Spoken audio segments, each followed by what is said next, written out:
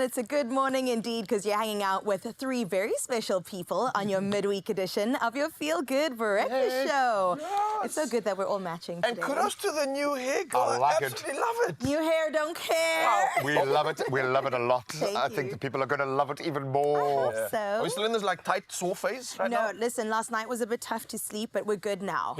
Corn. I could almost like feel my thoughts, but I think we're okay now. And you look very much awake, which is what we want at this time of the day. No, you need to be because it's going to be a special show. Yes, we feel special today because we get to spend the next 3 hours with you. And on a Wednesday, it's all about the Culinary Hotline. Bling! Ting, ting, ting! If you don't get it, you will get it a little bit later. Don't worry. And we're going to bid farewell to the Taste magazine. This is massive. What a legacy. And we're going to meet the team behind the scenes who make the magazine what it is today. An incredible, a marker, I think, in the culinary space. We absolutely love this team. And they'll be in the kitchen creating some of their favorite recipes out of all of our favorite recipes. So it's going to be special. And I'll tell you, it's going to be favorites. Listen to this. We're talking about the following. First up, we've got an air fryer maple Hasselback brinjal with gosh mashio. I forgot what you were talking about 3 words in. It sounds that good, right? Yes. There's so many words. I know everyone's belly's just like, whoa, whoa, whoa, pick me, pick me, pick me. But it doesn't stop there, right? We've got another one. We've got burfi coming through, right? Okay. So it's a burfi recipe and a fudgy chocolate cake. So oh, yeah, that's options, options, options. Look how good that looks, guys. It's real life. Trust count me in. Ow! That's AI that created. That is AI. No, that's the beauty of the Taste magazine, food photography. They are just absolutely out of this world. Love that. Oh, I love it. And then, of course, it is Women's Month. Come on, now it is Women's Month and we're celebrating in the best way that we know how. We're going to meet the first African-American woman to pilot a spacecraft. Her name is Dr. Sian Proctor. Can't wait to get into conversation with her. Plus, she shares a hobby of creating artwork in space. Have you ever? Of course, because one must. Why not? One must, okay? Wow, do it. okay. If I get to space, I'm going to paint or do knitting. Casual, 2 things. Yeah. Well, listen, finally, we're going to be ticking the box of entertainment. This morning, we have musician Jakkie Louw in the building, released a new single called Donkey. That's going to be absolutely perfect for the occasion. It's the middle of the week. This is what's going to get us over the hump, and I can't wait for the donkey to take us through the next 3 hours. So lots to look forward to your Feel Good Breakfast show, Zanzi. I don't know what you're waiting for other than to stick around. Yeah. Yep, it's going to be a silly start to your midweek hump day, and we've got you covered. And of course, we need you to please weigh in on the conversation. So let's start that right now. We want to know from you. Valentina Tereshkova made history as the first woman to travel to space in 1963. Put that into perspective. Who is your favorite female pioneer? I think right now, lucky enough to be able to work with so many female pioneers now. Yeah. So I feel very privileged in that sense to be a part of kind of the becoming of women's sports in its golden era, or the beginning of at least. That's what I feel. So that's definitely my plug-in, man. You read that question out, and all I can think about is the current Olympians and the way they are carrying themselves, some of the comebacks, some of their 2.0 versions, and how they are gracefully taking that crown. I think the stage right now is putting women on a highlight, and for all the right reasons, man. They are absolutely powering through. Oh, I cannot wait to connect with Sian a little bit later to find out what that experience was actually like, as she literally blazes a new trail for all women in space. I absolutely love that, but we want to hear from you. Let us know on all of our social media platforms or drop us a voice note, 063-408-8863. Keep the conversation going. We've got you for the next 3 hours. In fact, let's give you a couple of conversation starters before I get into the sport. Wow, what a day at the Olympics. But first, let's get into those news headlines. 4 minutes after 6 o'clock, let's dive straight into your national news for this hour. The National Student Financial Aid Scheme, or NSFAS, has enlisted auditing firms to address payment backlogs as well as accommodation issues for funded students. And NSFAS Administrator Freeman Nomvalo updated on these developments, stating a task team was introduced to find solutions. KPMG and BDO are assisting in 3 key areas: the closeout report, annual financial systems, and student accommodation issues. The aim is to manage the backlog and design future processes to prevent recurring problems. Now, in sadder news, veteran actress Connie Chiume has, of course, passed away at the age of 72 at the Garden City Hospital in Johannesburg. Her illustrious career spanned several decades, featuring roles in major films such as Black Panther, Black is King, Blessers, and Queen Sono. She was also well known for a role as Mamoketi in Rhythm City. Now, her acting journey began with performances in Porgy and Bess, Ipi and Tombi, and Little Shop of Horrors. And in 2000, she was honoured with the Best Actress in a Drama Series Award at the South African Film and Television Awards. We definitely feel that loss and send love to her family and friends. Now, in international news, the UN World Food Programme says it's struggling to raise $400 million for its Southern African drought response, collecting only 1/5 of the needed funds. The severe drought, worst in decades, is due to El Niño. It's dramatically increased food needs, affecting countries like Zimbabwe, Malawi, and Zambia. About 70% of Southern Africa's population, relying on rain-fed agriculture, saw their harvests fail. The food program aims to feed 6 million of the 27 million food insecure people until the next harvest in 2025. Kamala Harris has selected Minnesota Governor Tim Walz as her running mate for the 2024 presidential race, aiming to appeal to rural American voters. Walz, a former school teacher, football coach, and U.S. Army National Guard veteran, brings experience with progressive policies such as free school meals and climate goals. Harris, who became the Democratic candidate following President Joe Biden's exit, views Walz's executive experience as a strength. Harris and Walz will face Trump and his running mate, J.D. Vance, at the November election. And finally, the country's illegal wildlife trade claimed another victim, Roma, the Temminck's pangolin. Weeks without food or water left her emaciated and terrified in poachers' hands. Rushed to Johannesburg Wildlife Veterinary Hospital, the team discovered she was pregnant, adding urgency to their efforts.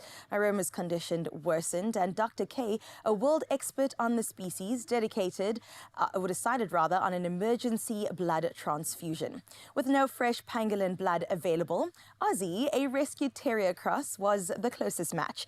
Ozzy's donation of 100 millilitres of blood wasn't a permanent solution, but could buy crucial time.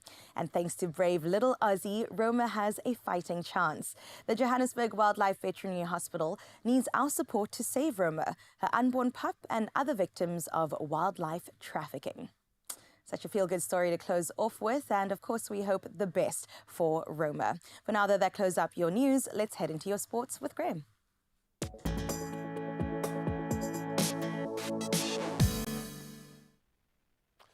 Thank you so much, Carissa. Of course, Olympics dominating all sporting news at the moment, and it's fitting that we start our Olympic update with day 11's big track finish. Massive one, the first women's 200-meter final, in fact, without a Jamaican since 1976, was won by American Gabby Thomas at a time of 21.83 seconds. Definitely the athlete's favorite. She was fast from the start and majestic through the last 50 to beat out a late charge from St. Lucia's new superstar, Julianne Alfred, of course, the 100-meter winner, to claim the gold, with Brittany Brown netting the bronze to ensure the US. World champion Josh Kerr and reigning Olympic champion from Norway, Jakob Ingebrigtsen, to win a remarkable 1,500-meter final. Middle distances have been amazing this year. Now, the latter's rivalry has been a big Olympic narrative, but a twist in that final chapter as the Americans stormed up on the inside to set a new Olympic record as well, 3 minutes 27.65. Then Yared Nuguse getting surprise bronze behind Kerr, meaning that there was not even a medal for the Norwegian and a full haul for the US. So a good day in Stars and Stripes then reflected in the medal tally and their continued breakaway as we take a look at the bigger picture, now sitting on 24 golds with their 86 in total. Really are outstripping the rest. China putting in their own work, outstripping the chasing pack of Australia, hosts France, who've had a fantastic games, and then Great Britain starting to prop up the numbers as well. Not a huge amount of action yesterday from a South African perspective, but it's going down today. A plethora of action today. In fact, middle distance gets even faster with the 800 meters. Then there are South African athletes in action in the golf, canoe, sprints, climbing, high jump, kayak, diving, cycling, and even skateboarding today. Absolutely brilliant. And then we build up to this. After running a PB in the 400-meter repechage yesterday, Miranda Coetzee is through. She's closing out the action in the 400-meter semi-final. That's just before Sean Maswangani and Wade van Niekerk look to book their spot in the men's 200-meter final. That's in their semi at around 8 o'clock. It's going to be a fast 200 meters. Wherever your allegiances lie, make sure you plug into the Olympics. So that's where we leave our sport for now, and albeit you can stay plugged into the Olympics through all of your SABC channels and radio stations and SABC Plus, but we'll keep those details up. Right now, we need the details on a brand new day's weather. Let's see what Hump Day has in store.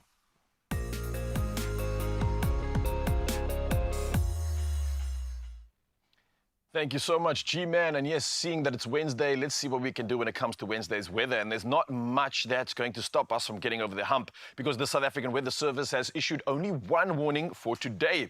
And that's extremely high fire danger conditions, which are expected over the northeastern parts of the Northern Cape and in places over the interior of the Eastern Cape. Now, the rest of the country can expect fine and pleasant temperatures. Well, we look forward to that, but even more so, we look forward to our sunrise view of the hour. And that's, of course, happening at 7 o'clock. So a reminder to send through your best sunrise view, your morning view from wherever you may be starting your day, and come through on the number 063-408-8863. For now, though, let's take our first look at the temperatures that we can expect on our sides of town. Enjoy.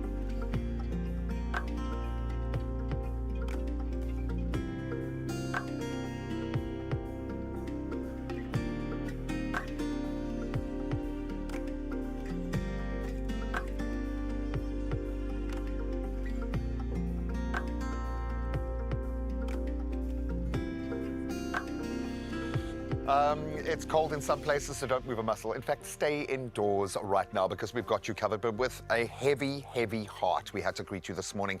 In case you missed it in Carissa's news a little bit earlier, it is with the utmost sadness that we report that actress and filmmaker and just incredible human being Connie Chiume has passed on at the age of 72. Now, most of us, of course, know her for her roles in the Marvel film Black Panther, released back in 2018, and also Beyonce's Black is King, released in 2020. She's regal, she's wonderful. She waved South Africa's flag so high for the world to just see and marvel at us. I mean, yeah, she truly did, and it's truly a legacy that she's leaving behind. And she also played the role of the mining tribe elder in Black Panther. That was in 2018. And when asked what this meant for South Africa and Africa at large, this is what she had to say. You know, Black Panther means a lot to us because most of the time, you know, Africa has been portrayed in such a negative manner. All people saw was these hungry people, war, sickness and all that. For a change, you know, Black Panther has put Africa in a positive way, a very organized, technologically advanced country. It means a lot for the continent of Africa. And I heard that you didn't even know you were auditioning for Black Panther. Can you share that story with us? Yes, at the beginning they said it's motherland, and I didn't even know motherland, what is it, what's going on. But well, I heard the lines and I understood what the lines were about. So I gave them my best shot, and here I am standing here today. And there she was. I actually got to interview her shortly after they came back from filming Black Panther at Comic-Con Africa, which was massive. And we were, of course, center stage. What an absolute superstar. But what I loved the most was they went out there looking for these fictional, powerful, incredible women that could represent Wakanda. They came to South Africa. They just found them. They just found them living their lives every single day in their space. So what an absolute loss. But I think of all the young black actresses that have gotten into this field because they've seen what she's done and smashed through these ceilings, man. But I think best seen in action. Let's take a look at one of, I'm going to call it one of the most infamous scenes she was in. Victory in ritual combat comes by yield or death.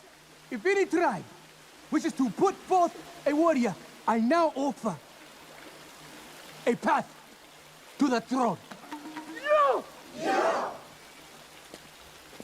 The merchant tribe will not challenge today.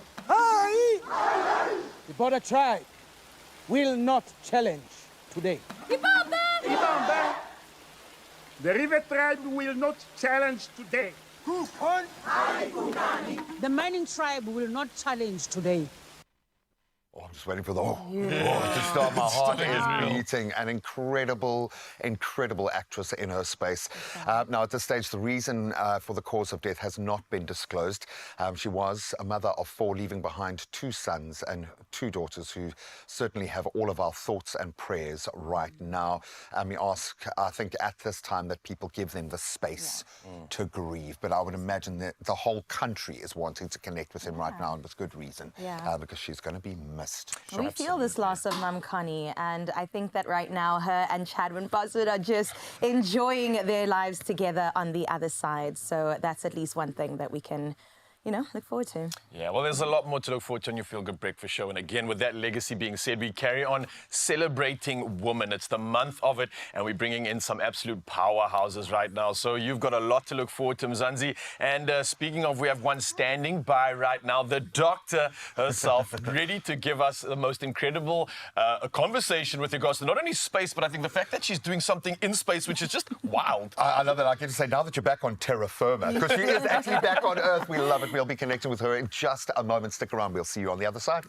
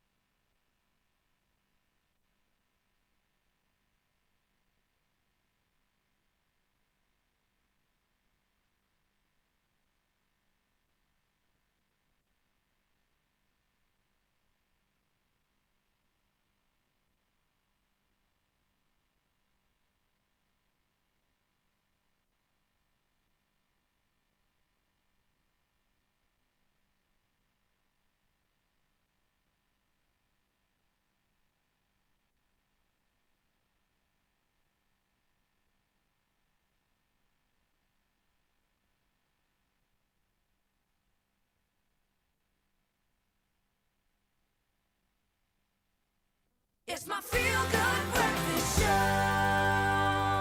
Welcome back to your Feel Good Breakfast Show. It is, of course, Expresso on S3, and it's so good to have you here because we're going to get into good conversation with great individuals. It's Women's Month, so we have to celebrate women in particular, and we've got a good doc on our couch today, Dr. Sian Proctor. She's a trailblazer in the field of space exploration. Now, she's made history as the first female commercial astronaut spaceship pilot and is also the only African-American woman to hold this title. I mean, that deserves a round of applause in and of itself. Come on. Come on now. Oh, now, Dr. Proctor is also celebrated as the first African-American to paint in space. Crazy. It's not a long list. With a passion for inspiring the next generation through her art and STEM, and kind of combining the two in an incredible way through the advocacy that she is now driving throughout the world. Hence, she finds herself here in South Africa to share her extraordinary journey. Doc, thank you so much for being here. Thank you for having me. It's a real pleasure to be here. Oh, Doc. Okay, so we spoke a little bit off air about something called pre-space and after space. Yeah. Space life PS, Yes. PS, right? He's just in like 3 words. Can you describe to us what it's like being out there? Oh, it's the most beautiful, magical experience you can ever imagine. There's nothing like floating and then seeing the Earth from that orbital perspective. Does it kind of give you perspective about life on Earth? Definitely. Oh, It my changes your goodness. perspective completely. It transforms you. From what perspective? Yeah. What was the thing that pressed that button within you? And we'll get into the build-up to this point, but I mean, this moment must have been such a gateway to go through. What was the most surprising thing for you that had you step back and go, wow, okay, I can feel my paradigm shifting now? It was the realization that I was being bathed in Earth light. Yes. Our planet, our planet is a beautiful radiating ball of energy. So it takes sunlight in and it transforms it into Earth light. And so that sunlight is scattered, it is absorbed, and it's reflected. So when you're in low Earth orbit, you just get bathed in it. And an example is, think about how you feel when a full moon is rising and you walk out in moonlight. Right? You love that. Now, imagine you're in low Earth orbit, being bathed in Earth light, and it's 10,000 times brighter and more beautiful. We were shining on you for a moment. I love that. I'm really curious about your journey to becoming an astronaut. I mean, I don't know if it's the same in the US, but in South Africa, I don't know how many children go, I want to be an astronaut, and then actually become an astronaut, right? Well, there's no line between those 2 points. No, it's very difficult. And I think most kids at one time think, wow, that would be amazing to go and have this experience. But figuring out that path forward is really challenging. But now with commercial space, access is opening up. And that's what's exciting. More people around the world are getting opportunities to go to space. And I'm fortunate to be one of them. Yeah. Well, you are blazing a trail. And I know it's often, I sit here with a lot of our sportsmen and women who are often too close to what's happening, the magic, to fully understand what it's meaning to the rest of us. You've flipped that. You've almost inverted that to say, okay, I'm going to be that. I'm going to be a gateway to show as many young girls in particular that this is possible. But I'm going to do it through art. Now, I can just picture in my head little blobs of art, of paint floating around in a zero gravity. I mean, where did that come from? Presumably you've always had a passion for art. Well, funny enough, no. It wow. was my entire career. I've been a geoscience professor, a scientist. I looked at the arts and thought, wow, that looks amazing, but I could never do that. A lot of times we say that. But then COVID happened, and COVID forced a lot of people to reach into their creativity. Some people became bakers. I hear bread, banana bread was big. Oh, yeah. Right? And that's some pineapple beer even surfaced there, but that was on the wrong end of the spectrum, You know, or they were picking up a musical instrument for the first time. For sure. I became a space artist and a poet during COVID, and 9 months later, I got selected to go to space because of that. Wow. Yes. And Afrofuturism is kind of the genre that you paint in, right? That's correct. Where does that come from? So just, thinking about my roots and my history and thinking about the future of humanity, but from that Afrocentric lens of like, what does it mean for us, to be able to go there and have a positive future? Because a lot of things like Wakanda, what we were just talking about, that's a positive representation of Afrofuturism. For sure. And yes, exactly. A lot of times we go to dystopian and not good futuristic things. And I love the idea of us thinking positive, inspirational. We can do that. So a lot of my characters are dancing in space. As one should. One should in zero gravity. Right. Just dance, baby. Yes. Just dance. So I recently chaired an amazing discussion about just connectivity at the moment and heard about a small little smart intelligent city in Kenya called Konzo.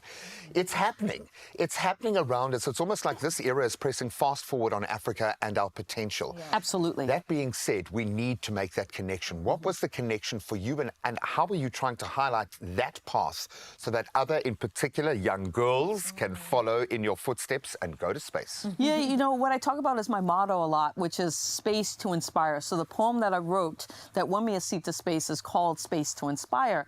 And a a lot of times people think I'm talking about outer space, but the reality is I'm talking about this space, your unique space to inspire yourself and those around you. So when I talk to young girls and women, I try to encourage them to think about how important their space is and how they can use that to inspire not only themselves but people around them. And then in that course, how do you make your space a Jedi space, a just, equitable, diverse, and inclusive space for all of humanity? And when you make it personal, they feel the connection, like they feel empowered that they can go and do anything. And I can agree with that because I feel empowered. And you can back it up. You can, if they say no, well, I can't. You can say, well. Yes, I'm an example. I wonder if you remember or can recall like a line or two from that poem. Oh, yes. And so I say, you've got space, I've got space, we all have space to inspire. But I get to this part where I say, we have J for justice, to ignite the bold. We have E for equity, to cut past the old. We have D for diversity, to end the fight. We have I for inclusion, to try to make it right.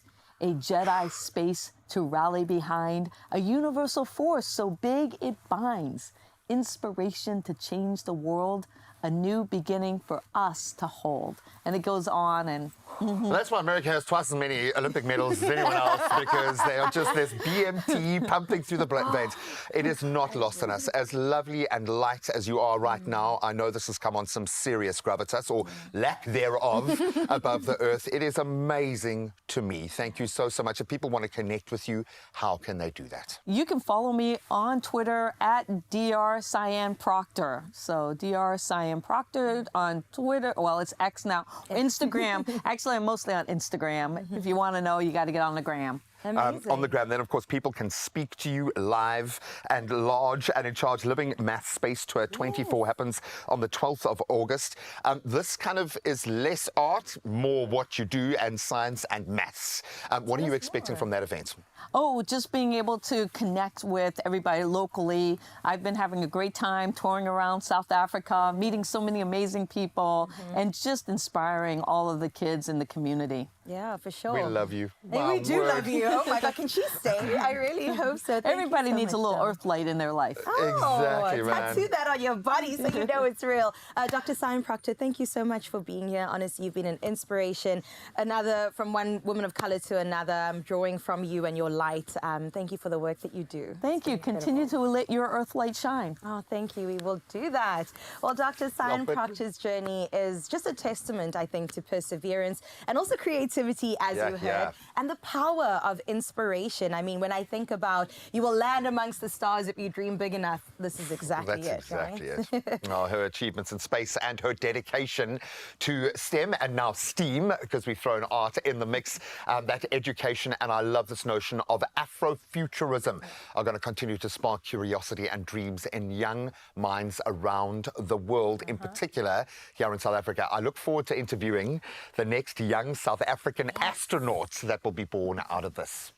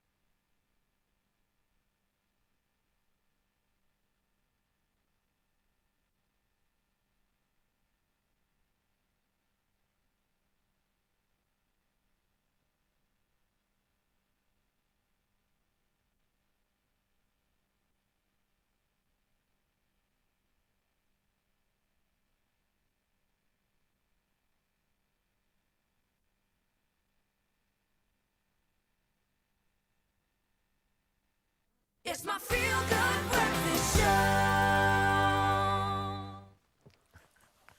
Yes, please, Mzansi. We're getting moving, we're shaking, we're grooving. It's the middle of the week, but it feels like we are celebrating so much. It feels like a Friday, honestly. Now, listen to this next conversation, right? Africa obviously welcomes the world in Cape Town until the 15th of August, and that's to reimagine the future of scientific interaction. Now, the 32nd International Astronomical Union General Assembly is being held for the first time on the African continent. That's why we're so happy. That's why we're celebrating. And there are three aspects for this meeting. It's accessibility, impact, and sustainability. Now, we have a pro here in the building to talk through some of this right now. It's Dr. Charles Takalana, the Vice Chair of the Organizing Committee, who's joining us to share more details. And Doc, we've been inspired by the greater cosmos already after that previous conversation. I think we just pressed fast forward on life this morning. It just feels like we've moved into Blade Runner 2024. Well, I suppose the writing was on the wall, but thank you so much for being here. Thank you for allowing us to see into your world, because I think very often there is this divide because it's inaccessible. It's too much for us to wrap our little minds around, so we need this engagement. But this speaks to something truly magical. So please, if you can, maybe explain to us, what is the thrust here? What are we trying to achieve with the International Astronomical Union General Assembly, which does sound like something out of Star Wars a little bit. So the International Astronomical Union, I'll start there to explain exactly what it is, what we're talking about. So the International Astronomical Union is the international body for astronomers. You know, the astronomers all over the world, and the International Astronomy is basically this family of astronomers from across the world. So just to give you a context of the event we're having in Cape Town, you know, in this month, actually we had that official opening yesterday.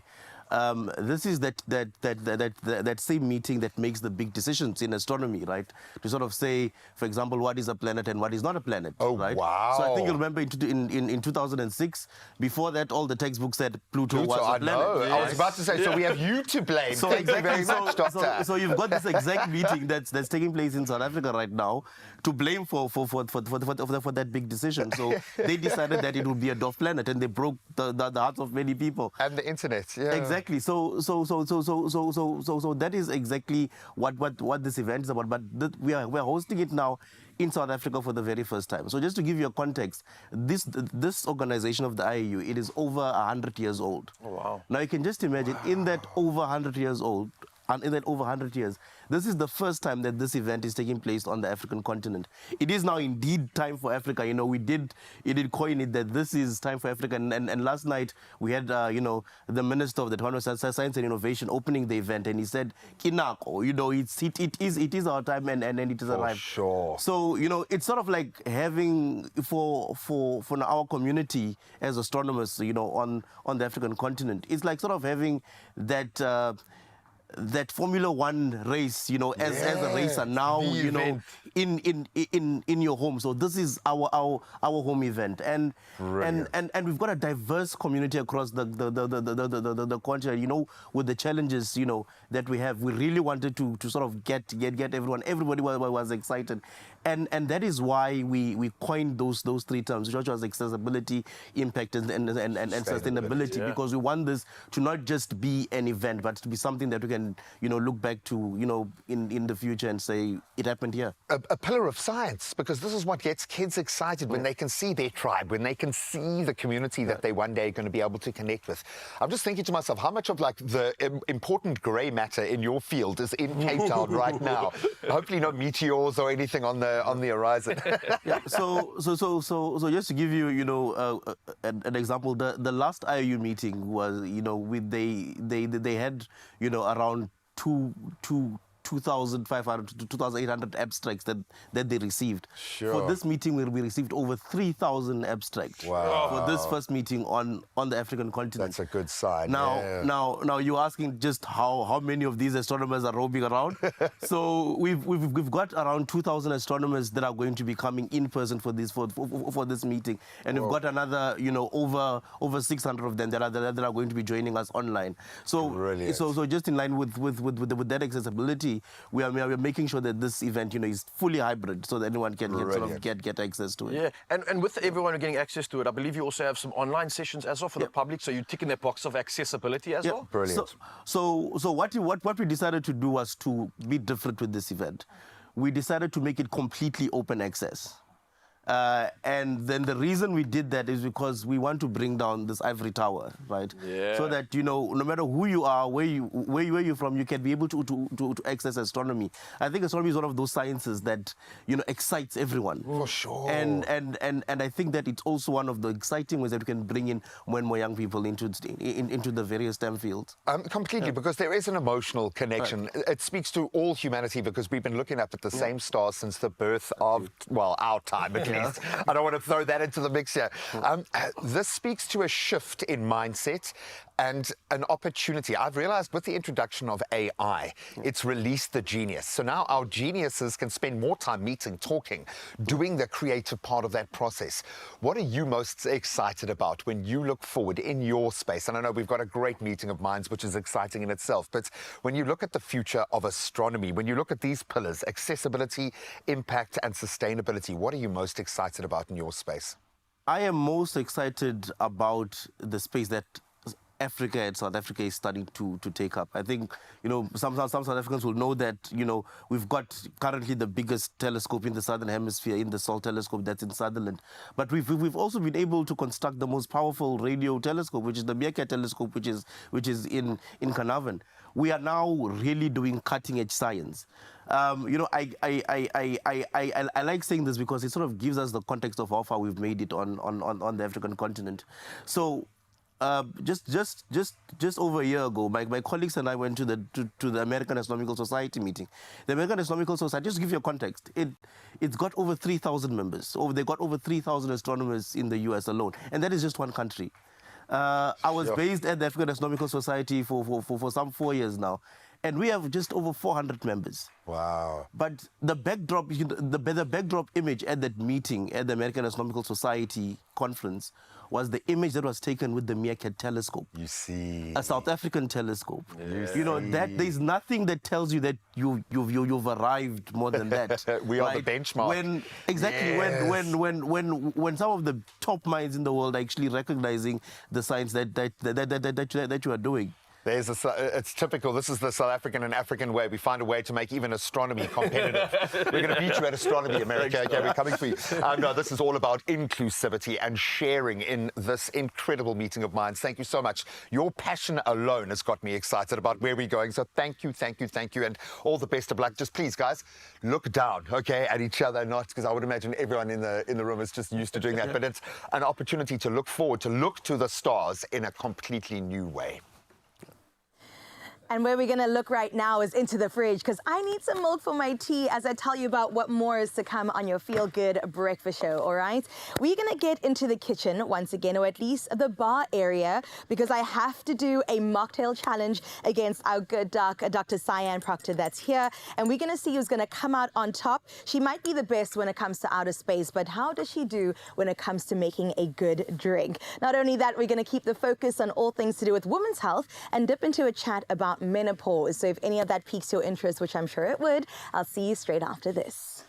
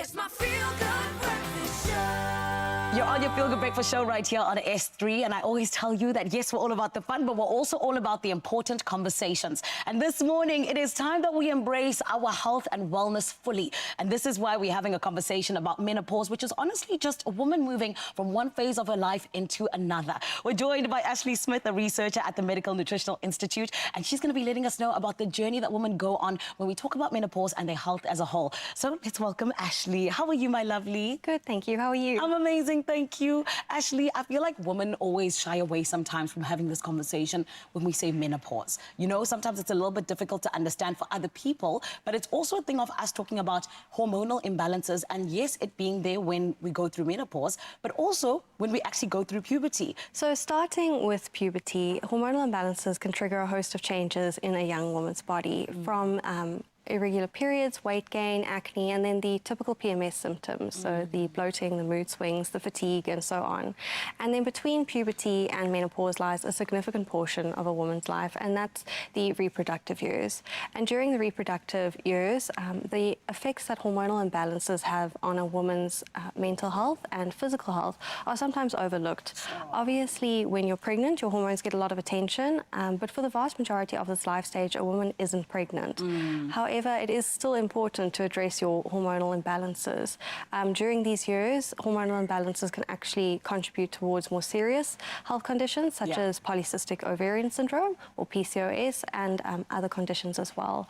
And then lastly, we come to menopause, which is where your hormonal imbalances really reach their peak. As your progesterone and estrogen levels decrease, you start to experience a multitude of symptoms from hot flushes, night sweats, mood swings, along with many other really difficult to deal with symptoms.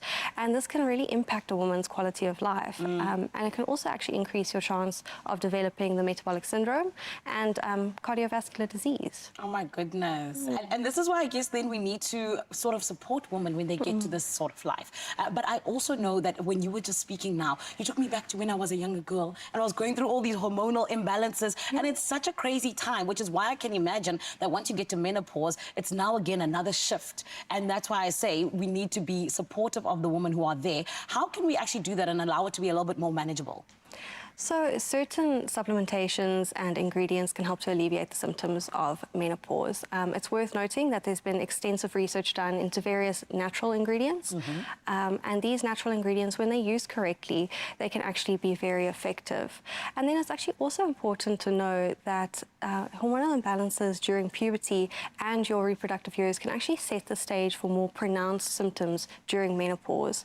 And so by addressing hormonal imbalances earlier on in life, you can actually potentially reduce the severity of your menopausal symptoms. Oh, wow. Actually, this is why I always say you guys are here to the rescue. So this is why I also need to ask you then, Em and I, how do you guys help us do that? Because that's actually something so incredible and something I never thought about, that, you know, addressing those issues allows me to have a little bit of a better quality of life once I get to an older age. Yeah, definitely. So Em and I has developed Ovivance, which is a product that supports women's hormonal health at every stage of life, from puberty through to menopause and then beyond that. Ovivance contains a unique combination of ingredients that work to restore hormonal balance, thereby alleviating the symptoms that we feel at every stage of life. Furthermore, by balancing these hormones, you reduce your risk of developing future health complications. It is an excellent choice as a daily product for women's health. It contains only natural ingredients in optimal amounts that are known to be safe and effective. It is affordable and it comes in tablet form, and you can pick it up at your nearest pharmacy, or you can get it online at mnilifestyle.co.za. And then if you have any other questions, please feel free to contact us at expert@mnilifestyle.co.za. I love that. And actually, women's lives are tough enough. So thank you very much for doing this for us. Thank you. It is Em and I making the difference in terms of the journey for women, because we all know that at some point or another, you go through those ups and downs, but they're here to help you navigate them. And this is why we trust them and we say thank you so much to the Em and I family. It is always good to be with you right here on your Feel Good Breakfast Show. Don't go anywhere. Hey, we're not going anywhere. We're diving straight into the kitchen. Thank you so much for that great convo. But let's dive into another. And a convo with a little bit of a challenge. Because we are celebrating our Women's Month and shaking things up with a mocktail challenge. And we're going to be using an array of ingredients. Now, two incredible contestants. It can only be none other than two incredible women. We've got Dr. Sian Proctor as well as Chiume in the building. They're going to be going head to head to create and craft, I think, a delicious, refreshing mocktail. They've got 2 minutes to do it, but it's got to be inspired by an important woman or woman in plural in their lives. And this has got to showcase creativity, presentation, and flavor. Ooh. Ladies, do you understand the brief? I hope so. I'm ready to go. Okay. I'm ready to blast If the off. doc's ready, I'm ready. Count us down. I'm glad you got the energy here because as you can see outside, Mzansi, it is still a pitch dark, so it's bright and early. The cold cometh in, so hopefully these can warm us up. And officially, we start in 3, 2, 1. Let's shake and bake. Okay. Talk us through your strategies here if you can. Anything coming to mind here, or we're just going to go crazy with it? Oh, that ice doesn't fit. And Oh, well, the doctor's coming through with something special in the room there. Wait, that's nice. Because I was like, how do I do it afterwards? Okay, so clearly Chris has just leveled up and might be copying that strategy. But let me talk to you, Mzansi, while they play. We have some incredible ingredients here. We have Crush's Nectar, which is a variety of pack sizes. There's the 250 ml, and it's all the way up to the 3 liter, which means there are some convenient options for every occasion. Whether you're just going on a single adventure or you're taking the whole family or the crew out with you, it doesn't matter. There is a refreshing pack, large or small, for any size, whether it's a family or, like I said, you're doing it on your own. On top of that, obviously, we've got Clover Crush's Nectar juices, which are also the perfect base for mocktails, and that's something that we might be incorporating into this one too. It offers a variety of flavors. We've got apple, guava, mango, and orange, and I think each flavor can be mixed with various ingredients like, let's say, herbs, sparkling water, fruit slices, anything. It doesn't matter. What does matter is that you've got about 50 seconds left. Yeah, you think this is a game? Let's go. It's getting real. I'm taking my time. I'm making a mess I here. must say the art factor, the styling is really showing through right The now. pressure's on because I'm with the space artist. Yes. So please. It doesn't get harder than that. The bar has already been set. Ooh, some passion fruit. I love the fact that we're mixing colors here as well. It looks like a rainbow going in. Carissa's finally added one of the final ingredients. You've got less than 30 seconds left. Guava. Guava. Oh, there it is. Yes, that's for you. And the doc has made something interesting, to say the least. We've got 20 seconds left, ladies. It is the final hours. Ooh, you hear those sighs, those releases. It is almost time. Something like that. 10, 9, 8, 7, 6, 5, 4, 3, 2, 1. Time is up! Before we even get into it, Doc, how did you take that challenge on compared to the many missions that you have been on? Was this quite challenging? This was a lot more stressful than going to space. Yes, we will manage to stress out. Carissa, how's that for you? Lots of fun, of course. I felt the pressure because of my component, but I think it's not too bad. Well, kudos, ladies. I think you both are winners because just based on the looks, we've got the box of creativity ticked. We've got the box of inspiration. But let's find out exactly what inspired these. So, any story for your side, Chris? Maybe you can start it off first. You know what? Mine's a recent inspiration that I just thought I couldn't pass up this opportunity. We had a great conversation with Dr. Sian earlier today, and I thought from, again, one woman to another, I just feel so ignited to take on my next season and next challenge in life. And I had to add the zest from the lime because she's got a zest for life. I had to add a little bit of the pink hues to bring in that femininity. Nice. And I didn't even add sparkling water because we've got enough bubbliness in us. Okay, so this is inspired by Dr. Sian Proctor. Wow, okay, well, Dr. Bar's clearly been set for the storytelling here. What do you got in terms of inspiration for your mocktail this morning? This is I call it a Lieutenant Uhura, because when I was a kid, Star Trek was the thing to watch. And so I grew up watching her as the first black woman for space exploration, Nichelle Nichols, the actress that played Lieutenant Uhura on Star Trek. And so she inspired me to want to be an astronaut. Wow, well, salute to that incredible story. I don't know how we're going to decide on a winner. Who's tasting them? I think I'll be the judge on this one. I think based on just creativity, based on your stories alone, you are both absolute winners. I can't decide between the two, but let's see if there's a taste difference. All right. Ooh, salty. A little bit of a balance there, right? I'm awake. Very nice. I tried to go not too sweet. Oh, that's a tough one. So I think, only based on the fact that somehow you balanced yours out just a little bit more subtly than Carissa did. It's so hard to decide, but officially our winner is the Doctor! It's a worthy win. It's a worthy Guys, win. Well done. Good job. Yeah, well done. Absolute kudos. High fives all around. Thank you so much for sharing your message with us. Thanks for sharing your time, for inspiring. I think this is the perfect month to celebrate women like you. And I feel like this is only the beginning because there's so much that I feel still comes from your way. And we are looking forward to seeing you on the couch again and sharing that story. Again, Mzansi, thank you for also being a part of this one. A reminder that we have so many options. We've also got the 500ml pack, which I didn't even mention, right? And that's ideal for everybody that's on the go. So again, if your family, picnic, lunch, it doesn't matter, we've got the options for you and you can have fun with this one. So a reminder that you need to get involved in this flavor celebration and grab yourself some Crush Nectar. Create your own mocktails at home and toast the extraordinary women who inspire us every day. Oh, cheers. Well played, cheers to that. Yeah. To enjoy every drop of goodness from the freshest fruit full of vitamins. Crush it real good. Clover Crush, your daily goodness. Also in delicious new nectar.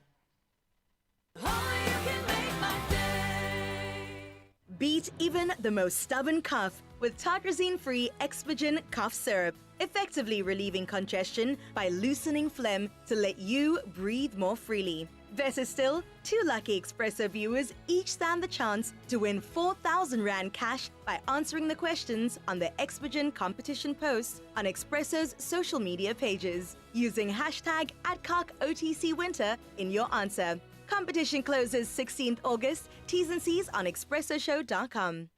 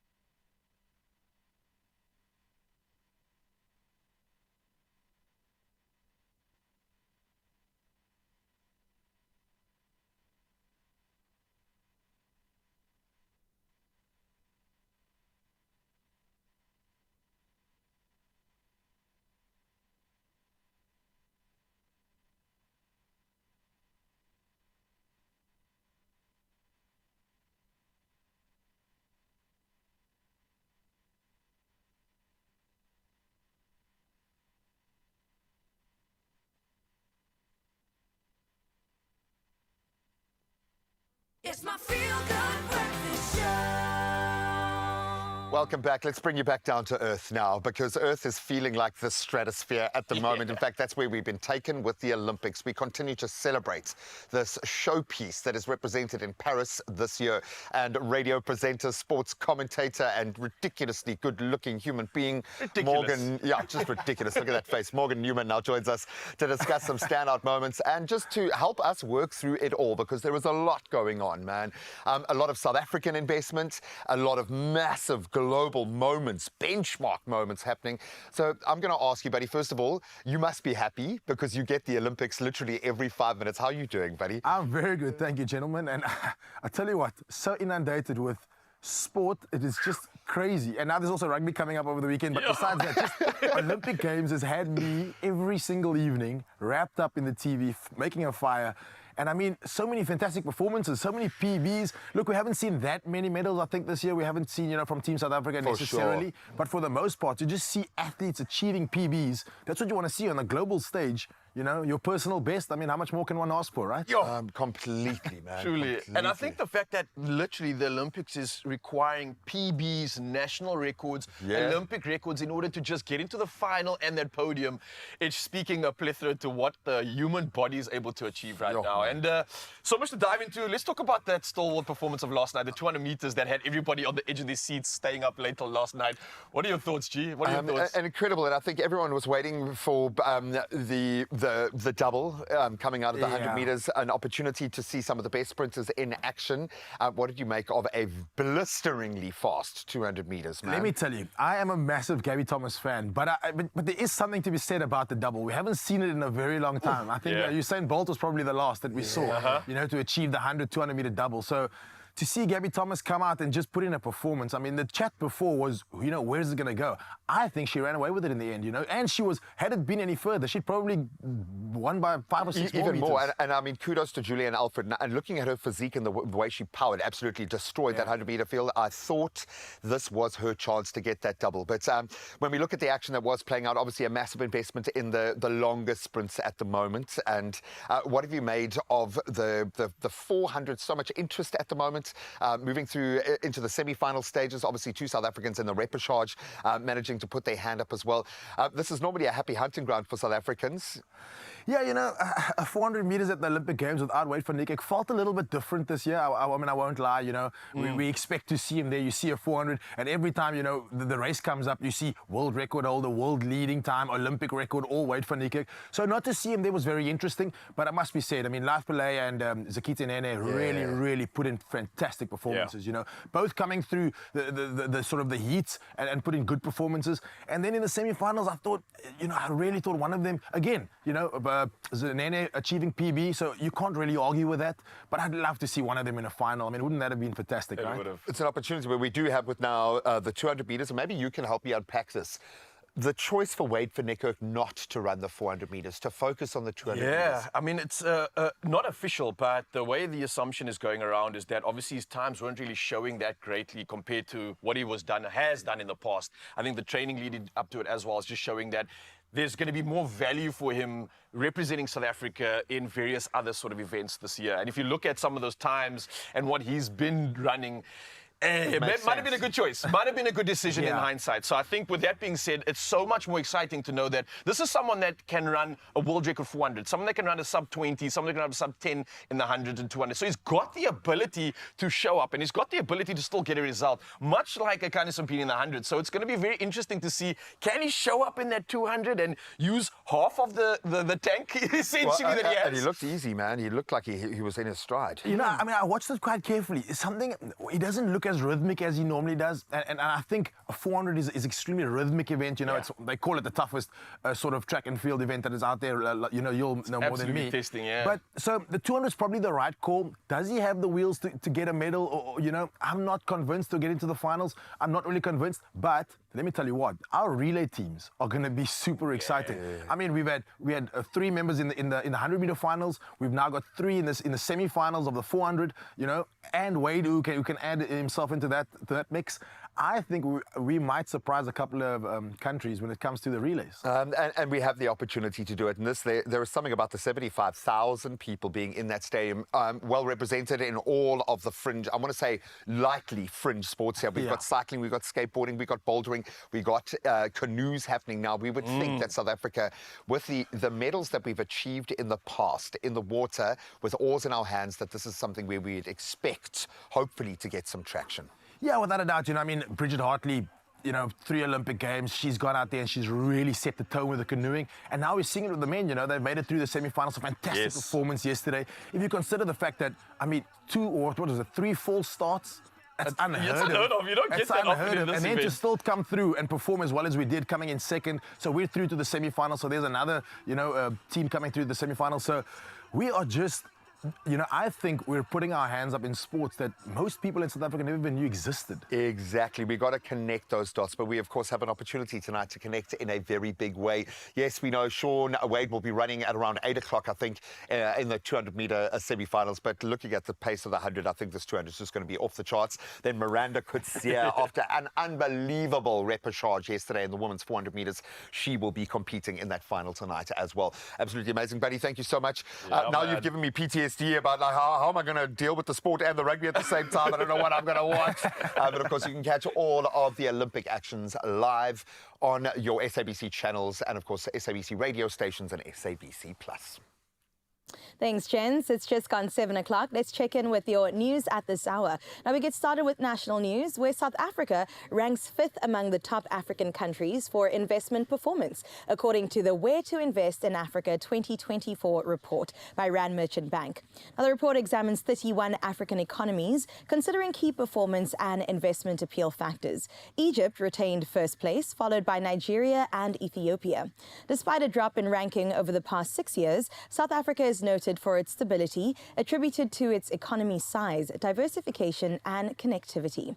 RMB's chief economist, Issa Mhlanga, highlighted the broad range of trading partners contributing to this performance. The National Student Financial Aid Scheme, or NSFAS, has enlisted auditing firms to address payment backlogs and accommodation issues for funded students. NSFAS Administrator Freeman Nomvalo updated on these developments, stating a task team was introduced to find solutions.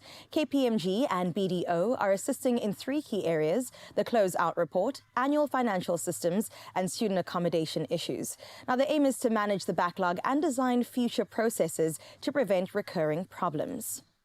Now, moving on to some international news and focusing on the Olympics in particular, over 40 athletes at the Paris 2024 Olympic Games have so far tested positive for COVID-19, highlighting a global rise in cases, the World Health Organization, or WHO, said yesterday.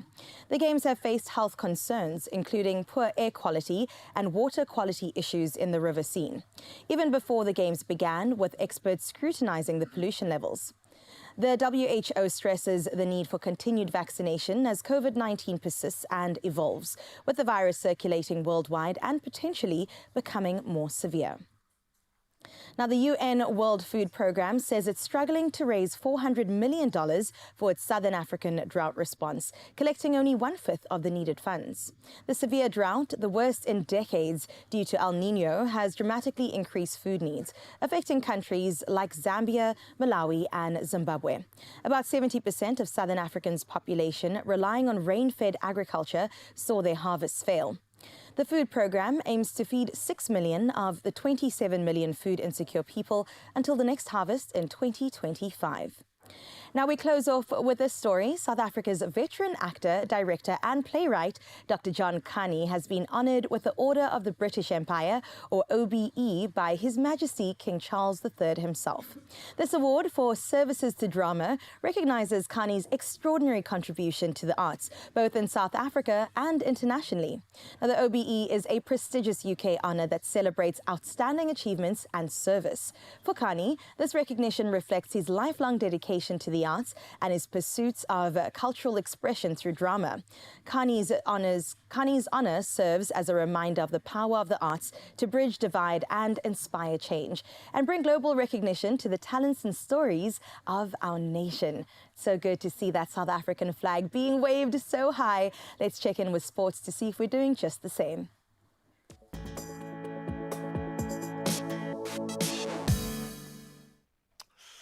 Yes, only fitting that we go gaga over the Olympics. And we're going to start our Olympic update right now, obviously on day 11, with the big track finish from yesterday, the first women's 200-meter final without a Jamaican since 1976. That sets the scene, but it was won incredibly by American Gabby Thomas in a time of 21.83 seconds.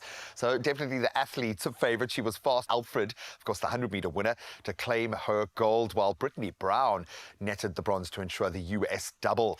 Then a little bit earlier in the day, American Cole Hocker, he stunned the world and definitely the favourite pair of current world champion Josh Kerr and reigning Olympic champion from Norway, Jakob Ingebrigtsen, to win a remarkable 1500 final. In fact, the middle distances have been off the charts. Now, the latter's rivalry has been a big Olympic narrative going into this race, but a twist in the final chapter as the Americans stormed up the inside to set a new Olympic record of 3 minutes 27.65. And then Yared Noguse, he got a surprise bronze behind Kerr, meaning not even a medal for the Norwegian, and then a full haul for the US. So let's take a look at that bigger picture. A good day in the stars and stripes reflected in the medal tally and their continued breakaway, now sitting on 24 golds within their 86 total, now well ahead. Then China also starting to outstrip the chasing pack of Australia, hosts France, who had a great games, and then Great Britain in fourth.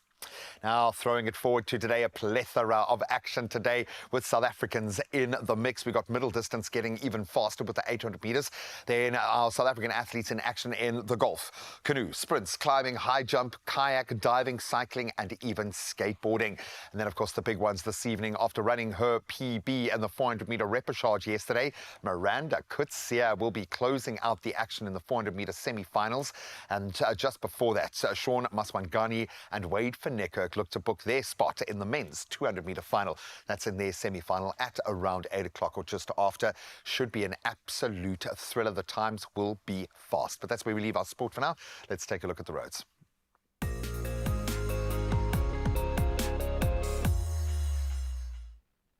Thank you so much, G-Man. Yes, and let's see how we can help you when it comes to the road. Starting off in Midrand, Gauteng. Now, there is a stationary bus on the N1 southbound, and this after Allendale Road. Now, the center lane is closed, and as you can see from the visuals, please do approach the affected area with caution and drive carefully. Well, next up, we head over to Cape Town, and there is protesting action taking place on the N2, and this is at Salaris Pass. Now, it's resulting in a road being closed between Grabo and Gordons Bay, and again, as you can see from the visuals, please do avoid the affected areas and make use of an alternative route. From the road to the sky now, let's see what's happening in the latest when it comes to all things weather.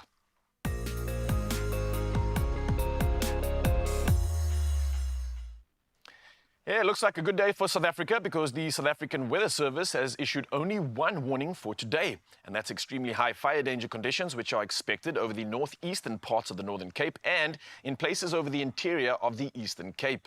Now, the rest of the country can expect fine and pleasant temperatures. From our weather news, we dive into our favorite part of the morning, though. It's our sunrise view of the hour. And all the way from Durban, we got a shot from Rishi. And look at this, absolutely majestic. It's pure, it's clean, it's everything we'd expect from a sunrise view. I love the fact that you've got the ocean here, the sun popping through the horizon, and it looks like a picture taken from summer, and we're all the way in the heart of winter. But I know KZN really gets some special winters, so thank you for sharing that little dose of special with us on your Feel Good Breakfast Show. The number again is 063-408-8863. Let's do it all again in the next hour, and that's celebrating a sunrise view. For now, though, let's see if we can celebrate the temperatures that we can expect on your side of town.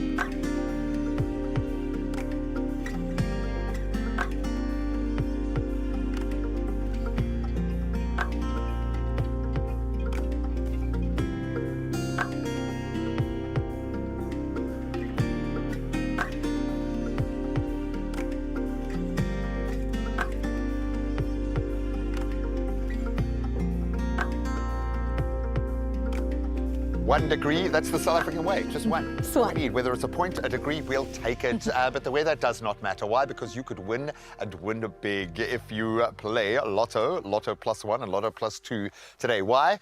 Because 42 million rand is there and it's yours. Well, hopefully, potentially. I'm crossing fingers for you in particular this Wednesday. Like Grace said, that is absolutely right. You got to play Lotto for an estimated 3 million, Lotto +1 for 8 million, and Lotto +2 for 31 million rand today, not tomorrow. I think it's happening today. And play all three. Why not? You can buy your tickets now in store, really easy, as we say, always with a smile. Get that good karma. You can go online, nationallottery.co.za. You can use the mobile app. Theirs is brilliant. You can use your own cell phone banking app, or you can go old school, dial *120 *7529# for USSD. Yeah, however you choose to do it, remember that those details for you are on our Expresso social media pages. So go ahead and check them out and make sure that you get yourself in the running to win big by playing Lotto +1 or Lotto +2 for an estimated 42 million rand in jackpots today. You just have one thing left to do. You got to play. But play now. And win, hopefully. So much is coming your way. The ladies have joined us in studio. Can I just say that Graham's making them nervous, so please tone it down. It's my energy. But you got to understand, on a day like it's Women's Month, so I'm all exciting, and it's the denim on denim. Oh, really? I didn't know. Maybe this is my secret weapon. I'll take it. I told you. We've got Stacey and Rihanna joining us from SWAT Superwoman Achieving Together. I can't wait to get into that chat.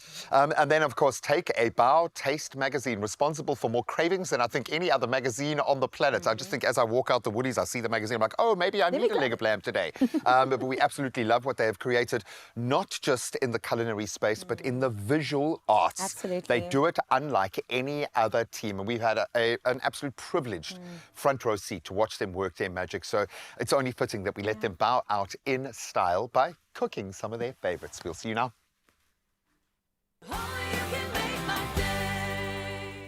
There are stories of dreamers, and we're inspired by them all. We invite you to write your story with us. Your story matters. Absa.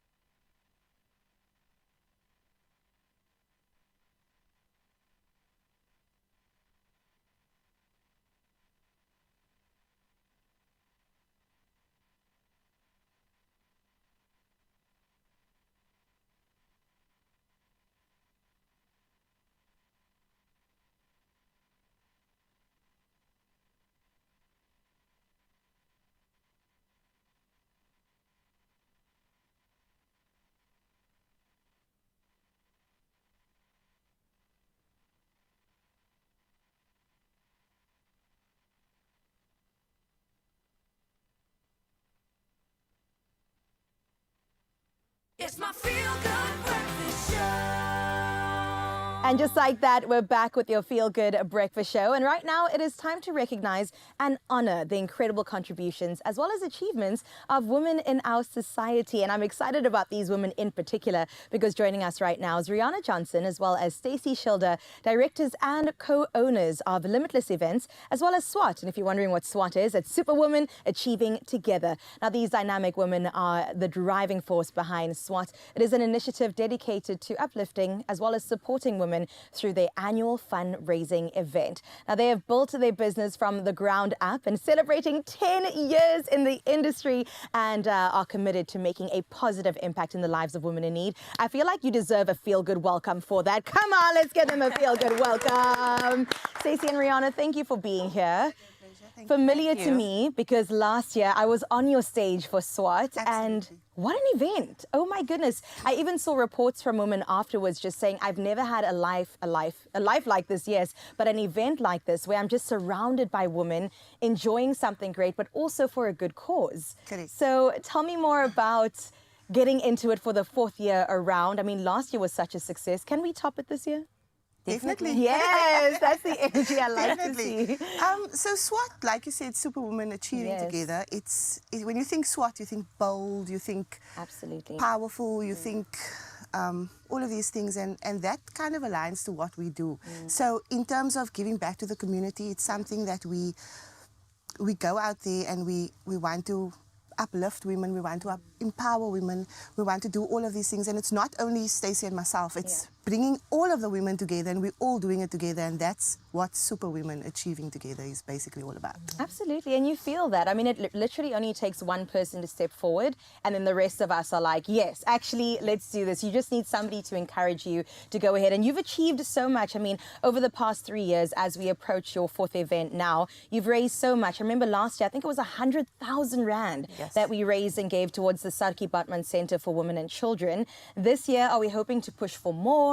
And are there other charities that you are looking to also give back to? Yes. So last year we raised 100,000 Rand. We can definitely say that we've topped that this year. Yes.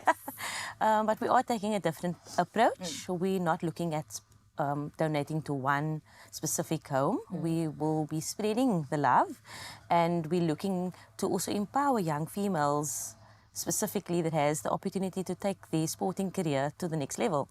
So we're looking at homes and empowering young females. Oh my gosh, what inspired that? Was it the Olympics, or do you just think that there is a need, there's a gap, let's pour into that?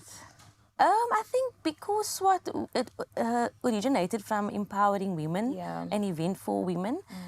So why not support those in need and to empower those that need help to further their career or opportunity. Yeah, because it is about access, and if you guys can bridge that gap, why not, you know, especially if you have the opportunity to do so.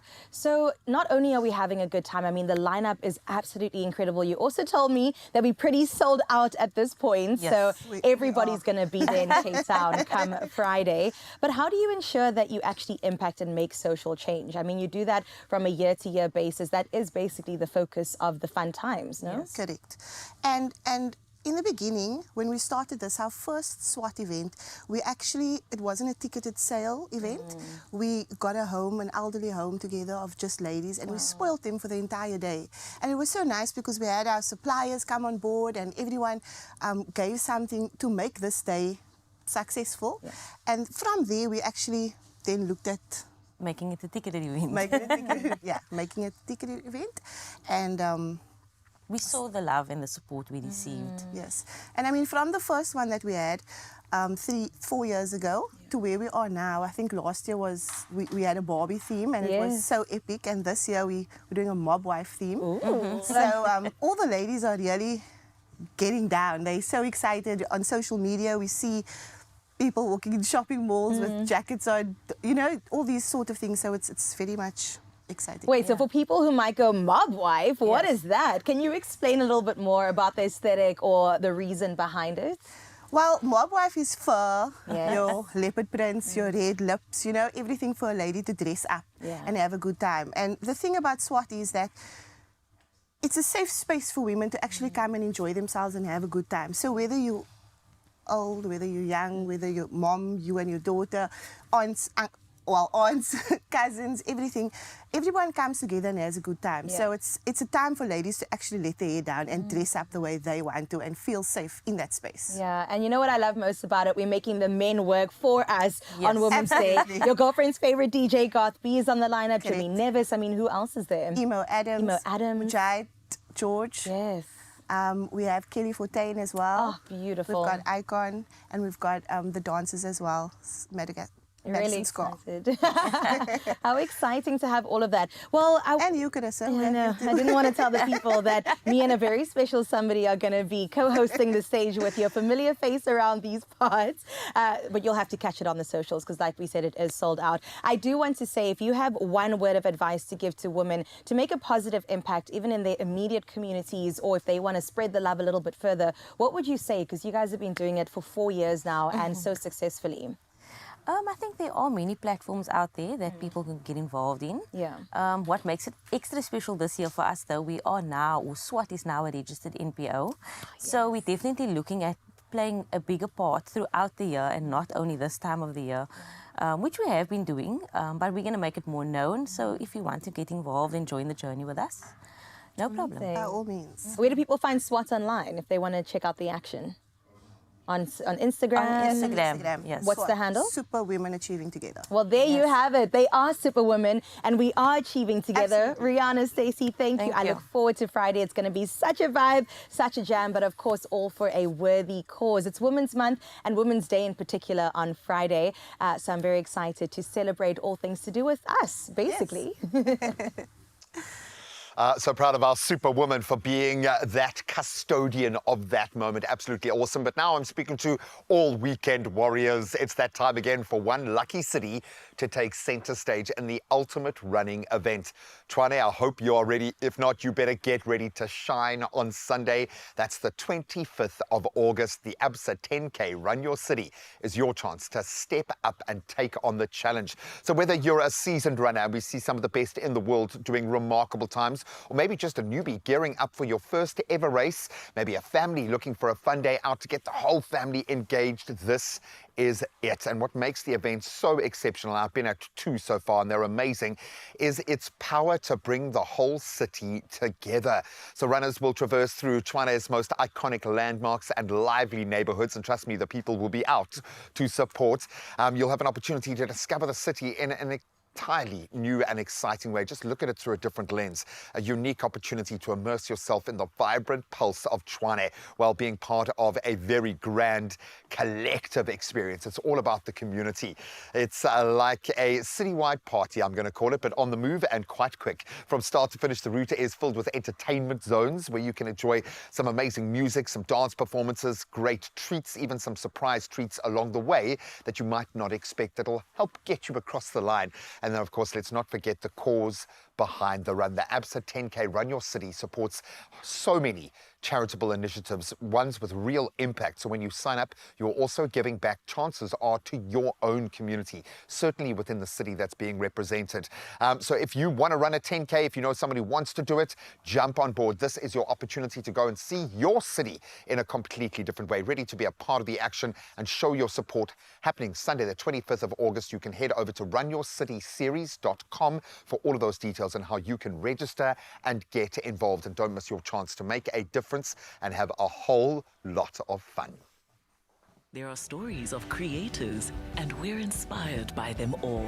We invite you to write your story with us. Your story matters. Absa. Baba. Just like that, another 2 beautiful souls have entered the building. We talk about Connie and Zindile, who are here to talk about Taste Magazine. It's come to the end. It's another celebration of some good stuff. And with that, we're bringing the most incredible foods that you can think of. So you've got every reason to stick around because it's the Culinary Hotline Bling! Ting, ting, ting! We'll see you after this.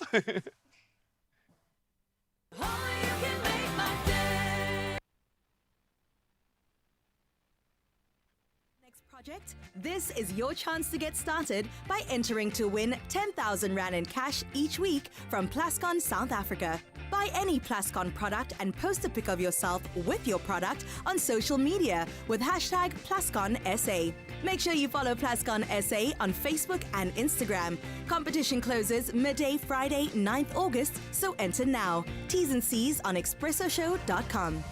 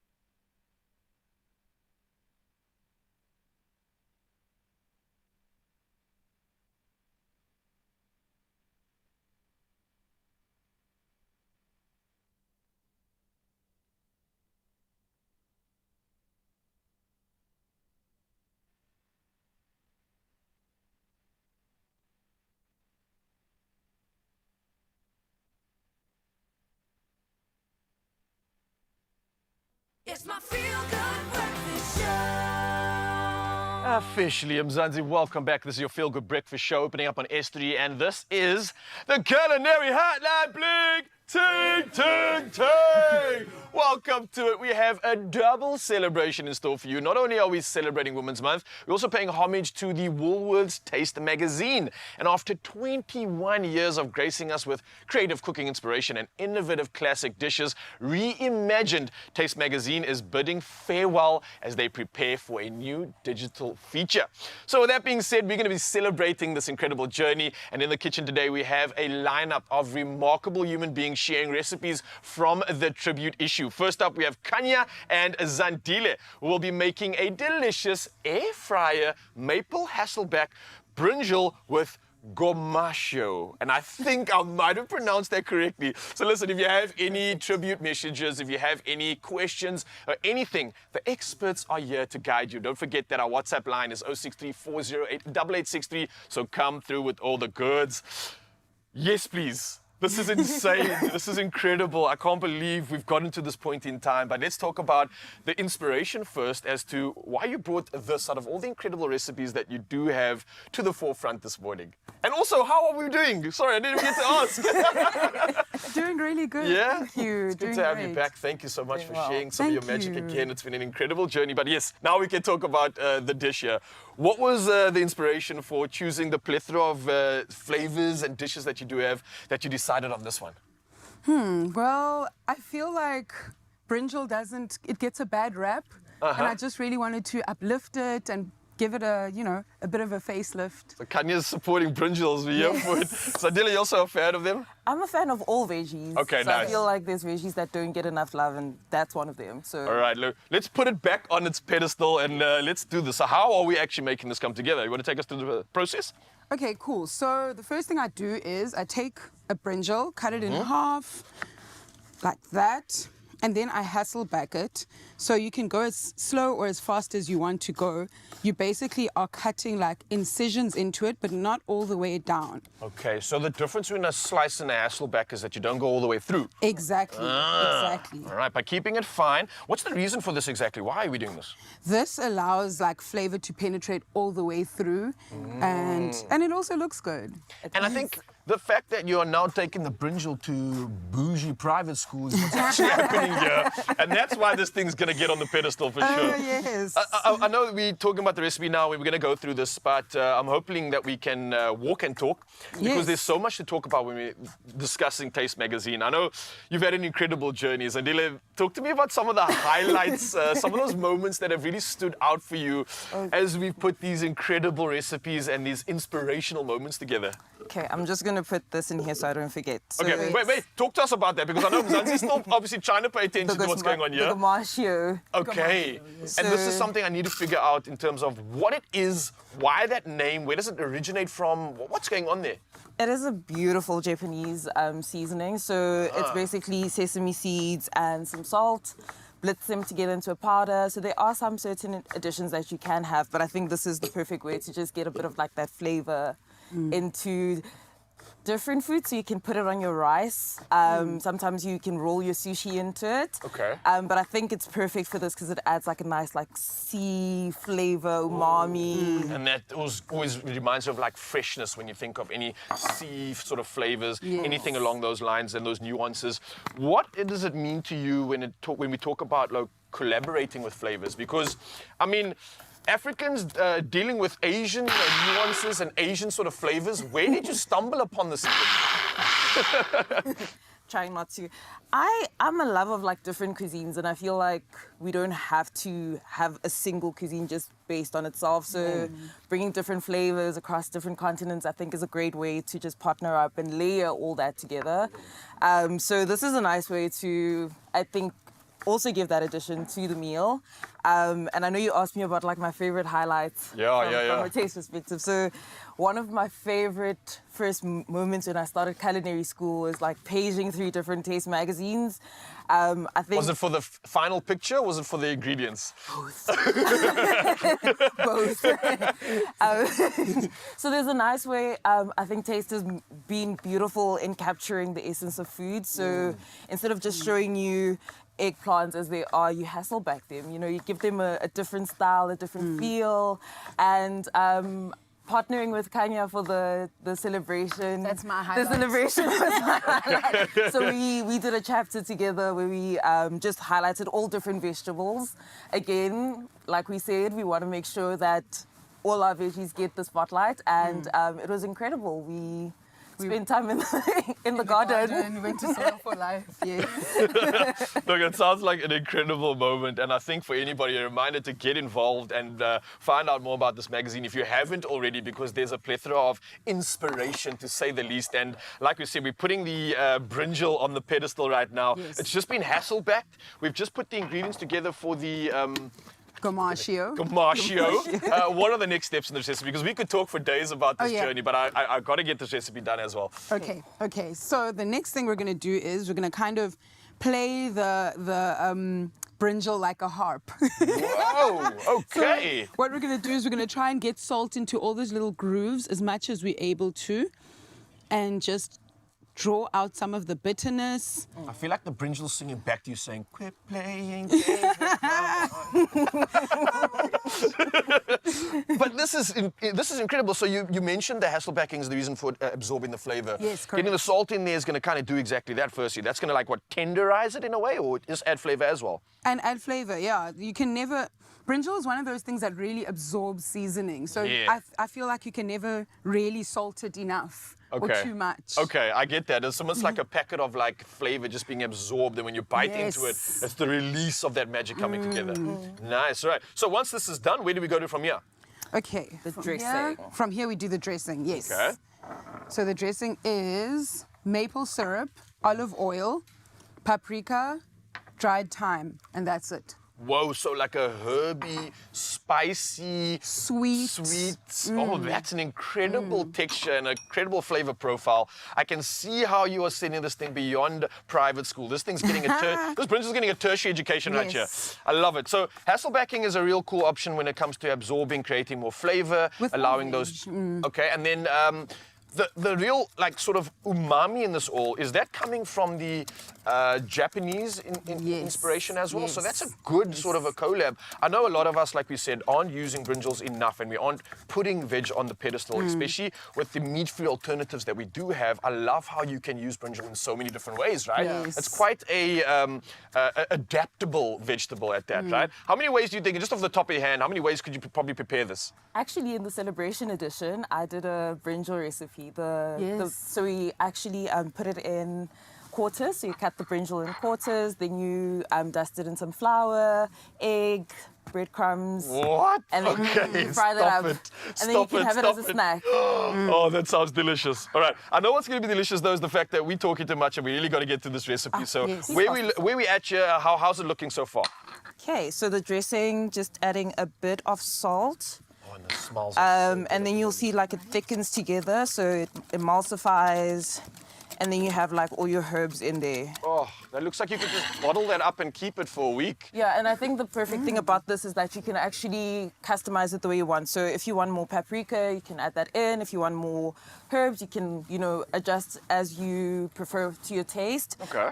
But also taking into consideration that you've added some salt into all the other elements. So from your seasoning to your brinjals, there is salt. So you don't want to make it too salty. You don't want to make it too salty, yeah. I got you. Listen, we're going to touch on the last few steps of this recipe in just a bit, because I just wanted to hear more about the journey. And of course, we are talking about Taste Magazine right now, Mzansi. We are verging over to a digital edition. But for now, though, we're celebrating some of those highlights, some of the incredible moments, and the incredible people that have been involved in it. So, Kanya and Zandile, I want to say thank you for sharing this with us. I know we're not done yet. We'll go to those final steps in just a bit, so don't go anywhere, Mzansi. We're going to finish this magic off soon. It's looking good already. Smells divine. Right? Thank you so much, team. Yes, we will be back in the kitchen in just a moment, but right now, a vitally important conversation, especially for new parents or expecting parents. Sleep plays a crucial role in regulating mood and emotions. We learn that every day on this show. Promoting a calmer and more content baby in particular, and I think as a byproduct, the parent as well. Now, certified good night sleep consultant Yanel Basson is here to share her incredible insights into sleep hacks for babies to make that transition that much smoother. And we all say this all with a pinch of salt, Yanel, because we know every parent, every baby, every journey is different. But very good morning. Thank you so much for being here. Thanks for having me, Graham. I suppose we've got to start with a true north, because there will be quite nuanced with each child. Is going to be different. Every child comes with their own challenges and their own amazing things that they do that no other baby does, which is great. The principles of good sleep. What should that look like as a starting point for the journey? I always say to parents that sleep is like building a house. Yes. So when you want to create the best possible sleep for your baby, we need to look at the foundation of this house. I love that. So we start with the basics, nutrition. You want to make sure that the nutrition is in place and of course that it's age appropriate. We want to make sure that the day routine is in place, making sure that your baby's got more or less 11 to 12 hours of nighttime sleep, and then of course the right amount of daytime sleep, and the naps happening at the right time, because an overtired child is your worst enemy. Yo, man. Well, just like us, we know what we feel like when we're overtired. Yeah. So imagine not having any ability to process what you're feeling and then plug and that you've got in. no Yeah. control, because the parents are in control of what's happening. Sure. And then we look at the bedtime routine, what's happening during the last half an hour leading up to sleep, and of course the sleep environment as well. It sounds like a minor thing, but sometimes that can play a big role in how this baby sleeps. Temperature, for instance, is a massive thing. I'm learning it with my kids who kind of don't feel the cold like we do, but it is a big thing. I know, again, I reiterate that every child is slightly different, but we want to kind of have a rhythm. So what should that rhythm look like as we move through the critical phases? Let's start with newborn Baba not doing much, while you are doing everything, okay? And I get that. But as we move through the phases of baby into the young kind of toddler space, what should that sleep rhythm look like? So let's start with the newborns. With a newborn, there's kind of nothing's right or wrong. There's no pattern. Play it as it lies, Exactly. You just need to survive and get through it. But basically, babies, they sleep, they feed, they sleep, they feed for the first couple of weeks. And then from around about 3 months old up until preschool age, children need roughly 11 to 12 hours of nighttime sleep. Okay, all of them. But the difference is when they're newborns or just out of the newborn phase, let's say 3 to 4 months, they still need about 4 or 5 naps a day. And then as they grow older, the naps, they start dropping their naps. So they need the same amount of nighttime sleep, but less daytime sleep. So roughly around 6 months, they only need 3 naps. And roughly around 9 months, they only need 2. And then between 12 and 16 months, they drop from 2 naps to 1 nap a day. And then it can be a nice long nap. And then roughly around 2.5 years old, you can see the nap is causing issues with bedtime. They're not that tired anymore, and you need to start like cutting. a credit system that you're Yes, constantly you need to start borrowing. cutting back on the nap a little, until the very sad day when you say goodbye to that nap. And your nap that you are hopefully taking while they have a little. And there's no shame in a nap, eh? There's no shame in a grown-up nap. I'm going to just put that out there. Just before we move on to those factors that can contribute, this says to me that routine is vitally important, because you're not going to fully know when those phases are kind of coming in and coming out in terms of them needing less daytime sleep. Yeah. Generally, we find out when they're tired, and then it's a little bit too late, to preempt. You're like, oh, someone needs a nap. Sure. Is there a way that we can preempt that, or is it just about saying, okay, we're going to, for this period, stick to this many naps at this time, and then when we feel a shift, we're going to bring it down? How would you approach that transition? Well, we've got a bit of a guideline, and we call it awake times. Awake times. Awake times. That basically just means how long your baby is awake for before it's time to sleep again. Okay. And the awake time is directly linked to a baby's stamina. So when they are, let's say, they're newborn, they've got about 45 minutes that they can be awake for. So that go, boom. That basically means waking up, feeding, changing the nappy, and getting your baby to sleep. And as they grow older, every month you add about 15 minutes. Again, it's a guideline. But so roughly around 4 months, they can be awake for 1 hour 45, roughly around 6 months, 2.5 hours, 8 months, 3 hours, and you increase it every month. So that gives you a good idea. A nice sliding scale, if you will. And they need about a roughly 12-hour day, 12-hour night. So if you start your day between 6 and 7 in the morning, and bedtime is between 6 and 7 in the evening, and you keep to your awake times, it will play out the way it should. I like that, and within a reasonable space. Yes, I love of course, that. And I know it can be challenging when you do miss those kind of opportunities, but you start to get to know your little one and kind of what their buttons are. Definitely. I have a bath if I need to put myself to sleep. It's just something about that just relaxes me. Yeah. Is that the button for kids? Because it's always been a part of, like most of the law that comes down from our mothers and our grandmothers and grandfathers, is a bath before bedtime sorted. Yeah, it's definitely one of the things, and research has shown that when you take a bath and the cold air on the body, when you undress into the warm water and out again, it simulates the difference between day and night, the cool air and then the warmth, and that triggers melatonin production, the sleep hormone. And roughly about half an hour later, that melatonin is nice and high. It gives you a little bit of a spike, and that's when you want to get into bed, because the melatonin will help you become drowsy. And then you're happy. I think there is nothing cuter, and you can go onto Instagram and be lost for about 3 hours with watching baby massages. Oh, yes. There's something incredible about the tactile connection with a baby, and it's as important for the mom and the dad to have that as well. Yeah. So if you will, I noticed that we have brought along a very willing and able participant, a guest with us. Yes. We're gonna, can we bring him out? Sure, we can. This is our little baby. Do they have a name? No, actually not.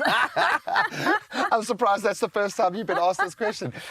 When we look at, because even this just brings to bear how tiny and delicate your newborn baby is. Yeah. And granted, they're quite rubbery, okay, with good reason. They're quite elastic in that sense. But how do we approach then massaging our baby to get them, and maybe not even just for sleep time, but for that connection to get them relaxed? How do we approach it? Are you talking about massaging Massage in specifically? particular, yeah. Okay. So the whole idea is just that it's not about the massage, it's about the deep pressure. Yeah. Because remember, especially in the beginning when they're newborns, babies were in the womb, and there's a lot of pressure, deep pressure that they feel. So when they come out of the womb, the first 3 months especially, you want to recreate as much of that familiar situation as you can. So the deep pressure from the massage helps relax them. And that cues the swaddle. Okay, so this is Yes, something of where I course. think you either can or you can't. And often it'll be split between the parent who can do it and the parent who can't. And I was lucky that I could do it, which I enjoyed. But maybe you can take us through that Yes, and give us a bit of a sure. live demonstration, because I know a lot of parents struggle, and it's the ultimate baby hack. For Yeah, me, it certainly was with both of definitely. my kids. So just before I show you how it's done, just to know that the swaddle also, it recreates that deep pressure that the baby feels in the womb. And it helps them feel secure, but also it helps you put down your baby, because you get them to fall asleep in your arms and now you can't get them off you. And especially, Another hack, yes, and yeah. especially in the first 3 months of a baby's life, they still have the Moro reflex, the startle reflex. So the moment you move them away into the cot, they wake up and they startle to wake up. So this is a hack for trying to avoid that. When you can hand them over. Okay, show us how it's done. Okay, so I don't have the perfect blanket for that, but you don't need it. Usually a square blanket works best, but this is not the square. Am I allowed to stand up a little? Yes, go for it, Okay. go for it. Right, so you can see my blanket is not square, but I will just fold it a little so it is closer gives us to that what right kind of I shape. want. Okay. Yes. And then I'll put it down with a corner facing upwards. Okay. And then I'll take down the corner just a little so you've got a nice edge over here. All right. So you still have your square, one corner folded up, cool. Now I'll take my baby and place her with this edge aligning with her neck. Okay, and now you're starting with your swaddle. The idea is just nice and tight, the arms down, so especially in the beginning, so they don't wiggle themselves And it's not out restrictive, of they want that. They no, need they that kind of want pressure. that. And sure. you can always use a nice stretch material as well, so they can move around a little bit more. But cotton is best because you don't want overheating. For sure, it's very breathable. Yes, it's Okay. a safety risk for babies, for SIDS. So now you take one of your sides and you bring it over your baby, nice and tight. And now you fold it underneath the baby's body so they don't wiggle out of it. And now you take the bottom part and you fold it up, all right? And you tug it in. It's a little burrito. Yes, I love that's it. a very nice description. And then you take the other side and you fold it over. You can see it's a nice and tight fold, just not over the face. And you put your baby down on top there of that. we have it. And then very important as well, when your baby is nice and swaddled and you're trying to get your baby into the cot, just make sure that you always place your baby feet down first, then the bottom and the head last, and not this way. That response. That, yes, exactly. And it really is a hair trigger. Oh, you know, I wish I could keep you around all the time. In fact, well, people can actually keep you around all the time because you can offer your services professionally. So we're going to keep those details up. Thank you so much. Some absolute gems. I wish I could go back and do things slightly differently. But don't worry. If you're a parent right now, you have a community around you ready to share this kind of knowledge and people like you now there with the critical information. So hopefully you've unlocked some very important knowledge through this, just like us.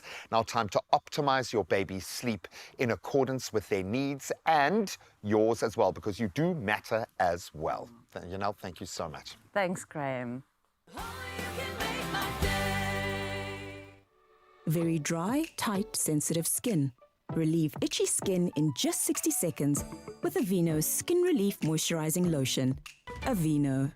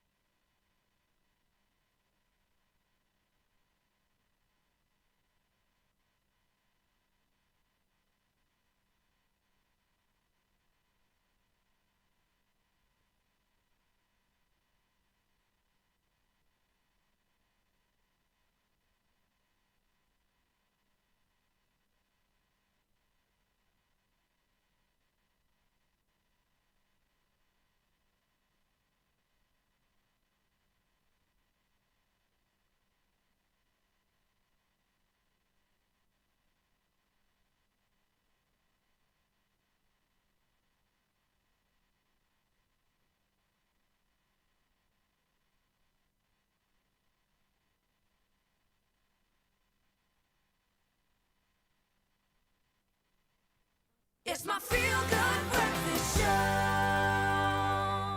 Welcome back to your Feel Good Breakfast Show. It's so good to still have you in our company, and we've got so much entertainment still coming your way, because joining us right now is Jakkie Louw, a double Salmon-nominated songwriter, as well as a singer, an actor, and a writer who's been making music professionally for 26 years. Now, he's recently released a brand new song called Donkey. I think we should have a listen.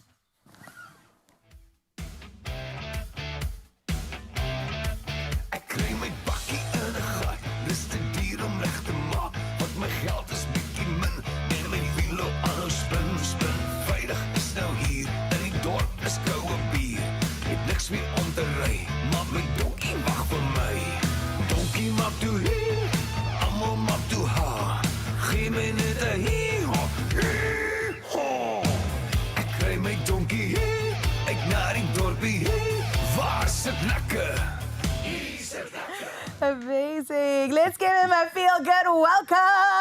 Come on, everybody. Yes. Jakkie, thank you so much for joining us. I know you've got all your equipment with you, but I have to talk a bit about your music journey, because from 2006, you had a hit, a smash, a banger called Drie Pikkevene, and up until last year, you've just been releasing music consistently. Yeah. And you gave us Vulindlela, well, your version of it, right? What do you owe to your longevity in the industry and just the moments leading up to right now? I think it's inspiration. It's about people. I'm on tour all the time. I don't write a lot of love songs. Yeah. I write about people, about what I experience, and to stay relevant. I think just to do new songs, inspirational stuff that people love. Yeah. Oh, I love that, and people do love it. One song in particular that we've just heard right now is Donkey. Yeah. Listen, the artwork in and of itself, I was like, this is great, and Yeah. also your whole look, because I recognize this. Yeah, it's a mattress. Every South African, yes, had this in their households. It's Yeah. quintessentially Saura. So tell me more about Donkey. What's the inspiration Yeah, behind so Donkey, okay, so the joke behind it is a rock song, okay? Yes. So I love AC/DC's music, I love Rammstein, that kind of stuff. Right. No, they had a child, and the child's called Donkey, okay? so we went to Margate and we did a concert, and we did Donkey, and there was 3,500 people at the concert. Sure. And they came there with actual banners showing Oh my Donkey, play gosh, Donkey. come And that was on. 2 weeks in. That's And now we're about 4 weeks in. The song is growing. We actually got a competition for the people to make like a donkey sound to win a vacation. Make a on my donkey Facebook. sound for us? There's two different kinds. Okay, So tell, the one is let's hear. "Ee-haw," that's the one. The classic one we know. And the other one, but not everybody can do it, like it's like a little bit of a whistle. So it's a fun song. It's about this guy that drives his bakkie from the farm to the town, and his bakkie breaks down. Okay, so now he doesn't have money to fix the bakkies, but his donkey's there. Right. So when he rides his donkey into town, and all the jocks they're laughing at him, but all the girls love the donkey, and they say, "Oh, the donkey is so sweet." So like Pied Piper, he takes all the girls out of town back to his farm. So it's a funny song. Yeah. I think the rock version of there's not enough Afrikaans music that rocks like that. Yes. I think the people, they miss that kind of sound. So yeah. And it is a different sound to what you usually do. Absolutely, so yeah. can we expect more of this going forward? Absolutely. You know, like if I ask on Facebook now, tell me if you like this kind of song, you'll see the people say, yeah, man. Yes. So I'm going to make more of these songs now. I Yes, think give the people what they want. 26 years, I think I can now do whatever I want. Beautiful. Well, I know that you've got a performance for us right now. What Yes. are you performing? Okay, so the song I'm going to perform first is called A Bottle Tas. Ek en jy 'n bottle tas. Nice. It's the first Afrikaans song I ever wrote. And it's actually a beautiful story. I'm going to kind of tell the story while I'm singing the song, because I think that's a songwriter must tell a story. Yes. And I'm going to try like playing the harmonica like, and the guitar while I actually started on the street, on the corner of the streets for 2 rand and 5 rand. Right, and this was, busking, yes, and there was a song and I got my break that same day. And I want to tell the story and sing the song for you guys. Oh, Yeah. well, we Yeah. can't wait. In fact, you don't have to wait, because Jakkie Louw, of course, is going to perform for us right now. Please take it away. Awesome.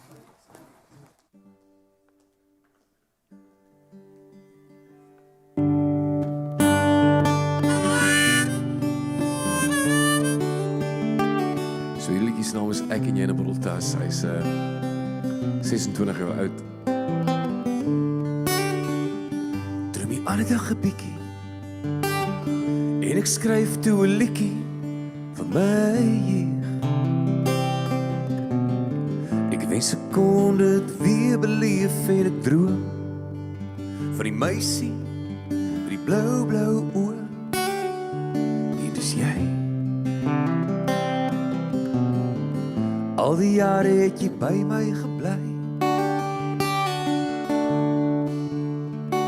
Die dae was so kort, maar nou het ons oud geword. Nou sien daar maande. Onthou jy nog die aande toe ons jonk was? Dis ek en jy en 'n borreltas, altyd gedeel uit een glas.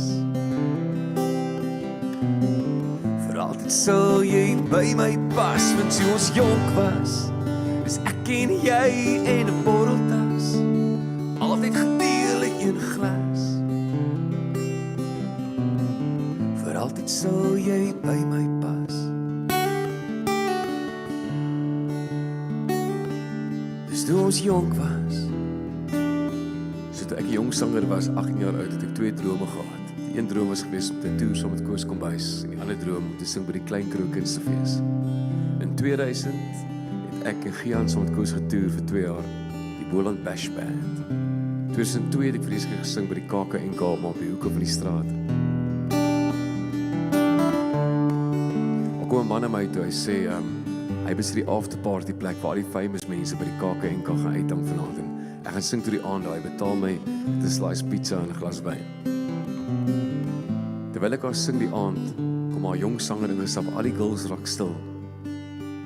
Die ou sê, is daai liedjie jou nou, daai botteltas liedjie? Ek sê ja. Hy sê ek wil 'n CD koop en ek teken die CD. KAK&K 2002 van die Jakkie Louw band. Ek vra vir wat is jou naam? Hy sê, maak het sommer uit aan teen Jordan.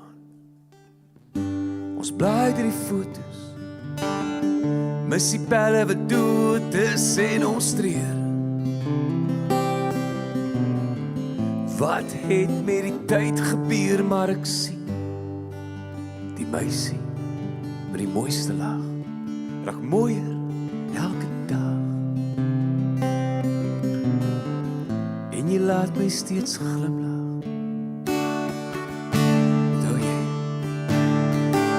die dae was so kort, maar nou het ons oud geword. En nou sien daar maande. Onthou jy nog hy Stellenbosch aande, toe ons jonk was? Is ek en jy en 'n borreltas, altyd gedeel in een glas. Vir altyd sal jy by my pas, want toe ons jonk was, is ek en jy en 'n borreltas, altyd gedeel in een glas. Vir altyd sal jy by my pas. Onthou vir ons, wat toe ons jonk was.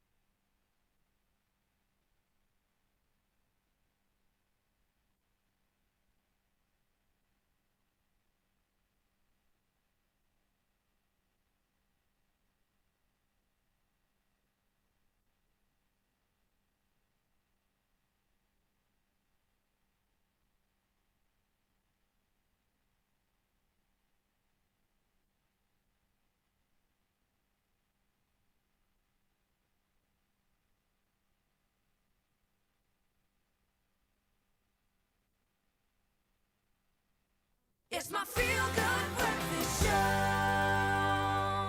Oh yes, Mzansi, welcome back. Your Feel Good Breakfast Show. We're in the kitchen celebrating the end of the physical print of Taste magazine, but it's still staying digital and we're still celebrating a lot of what's to come, but also some of the most incredible meals. And Sandile and Kanya, you've put together something special. What did you do and how do we finish this? Okay, so now that we've hassled back the brinjals, we've poured in our really beautiful maple and olive oil dressing. We threw it in the air fryer at 200 for 20 minutes. So now we're just waiting. We're about to take it out. We're going to plate it up beautifully. We're going to drizzle on some more of this dressing, and then we're going to sprinkle on the magic gamashian. And it's ready to serve. It sounds delicious. We are going to showcase those final steps in just a bit. But before we do, we thought we'd keep you salivated and keep you standing by, because right now official duties must commence. And here's Carissa with the latest. It's just gone a minute after 8 o'clock. Let's check in with that final news for today. And we start off with some national news, where a fire at the Incredible Happenings Church in Katlehong was extinguished yesterday after community members set the tent ablaze. The protests followed a Monday incident at Machadiso Primary School, where 3 men, including Pastor Paseka Mboro Motswaneng, threatened teachers and pupils with pangas and an assault rifle. The conflict is believed to involve a dispute between 2 families over pupil supervision. The community insists violence at schools will not be tolerated. 4 suspects have been arrested and will appear in court today. South Africa ranks 5th among the top African countries for investment performance, according to the Where to Invest in Africa 2024 report by Rand Merchant Bank. The report examines 31 African economies, considering key performance and investment appeal factors. Now, Egypt retained first place, followed by Nigeria and Ethiopia. Despite a drop in ranking over the past 6 years, South Africa is noted for its stability, attributed to its economy's size, diversification and connectivity. RMB's chief economist Isam Hlanga highlighted the broad range of trading partners contributing to this performance. Now, moving on to some international news, about 40 people were arrested in northern Nigeria for waving Russia's flag during protests against high living costs and bad governance. Some demonstrators voiced support for Russia's President Putin and called for Moscow's rescue. Army Chief Christopher Musa warned that flying foreign flags is a treasonable offense. The arrests aim to curb support for Russia.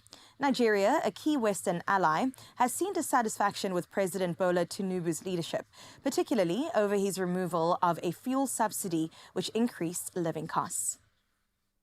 Over 40 athletes at the Paris 2024 Olympic Games have so far tested positive for COVID-19, highlighting a global rise in cases, the World Health Organization, or WHO, said yesterday. The Games have faced health concerns, including poor air quality and water quality issues in the River Seine, even before the Games began, with experts scrutinizing the pollution levels. The WHO stresses this need for continued vaccination as COVID-19 persists and evolves, with the virus circulating worldwide and potentially becoming more severe.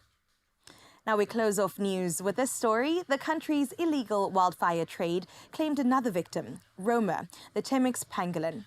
Weeks without food or water left her emaciated and terrified in poachers' hands. Rushed to the Johannesburg Wildlife Veterinary Hospital, the team discovered she was pregnant, adding urgency to their efforts. Roma's condition worsened, and Dr. K, a world expert on the species, decided on an emergency blood transfusion.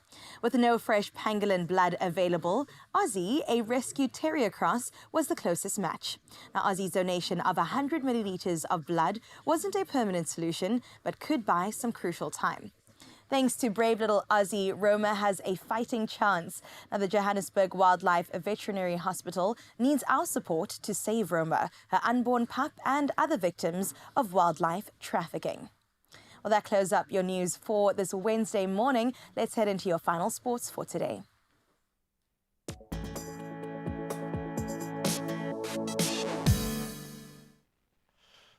Olympics in firm focus. Thank you, Carissa. Let's start there. In fact, fitting that we start our Olympic update with Day 11's big track finish, and it was massive. The first women's 200-meter final, in fact, without a Jamaican represented since 1976. That's the sign of the times.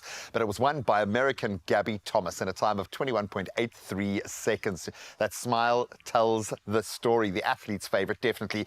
She was fast from the start and majestic through the last 50 to beat out a late charge from St. Lucia's new superstar, Julian Alfred, of course, the 100-meter winner, and that was to claim the gold, with Brittany Brown netting the bronze to ensure the US double. Then a little bit earlier in the day, American Cole Hocker stunned the world, and definitely the favorite pair of current world champion Josh Kerr and then the reigning Olympic champion from Norway, Jakob Ingebrigtsen, to win a remarkable 1,500-meter final. So the latter's rivalry has been a big Olympic narrative going into this race, but there was a final twist in that final chapter as the Americans stormed up the inside to set a new Olympic record of 3 minutes 27.65. Then Yared Noguse got a surprise bronze behind Kerr, meaning that there wasn't even a medal for the Norwegian and a full haul for the US. So that really does tell the tale. A good day in stars and stripes reflected in the medal tally as well, but they continued breakaway, now sitting on 24 golds within their 86 total, well ahead. Then China also outstripping the chasing pack of Australia, hosts France, who are having a great games, and then Great Britain as well. So throwing it forward, a plethora of action today with the SA connection. So middle distance gets even faster with the 800 meters kicking off. And then we've got South African athletes also in action in the golf, canoe, sprints, the climbing, the high jump, kayak, diving, cycling, and even skateboarding. And then, of course, the big ones. After running her PB in the 400-meter repechage yesterday, Miranda Coetzee has put her hand up, and she'll be closing out the action in the 400-meter semi-final. That's just after Sean Maswangani and Wade van Niekerk look to book their spots in the men's 200-meter final. That's in their semi at around 8 o'clock or just after this evening. Don't forget, you can catch all of the action on all of the SABC channels, SABC Plus, and all of the SABC radio stations. Free to air. That's the way we like it. But that's where we leave our sports. Let's get another traffic update.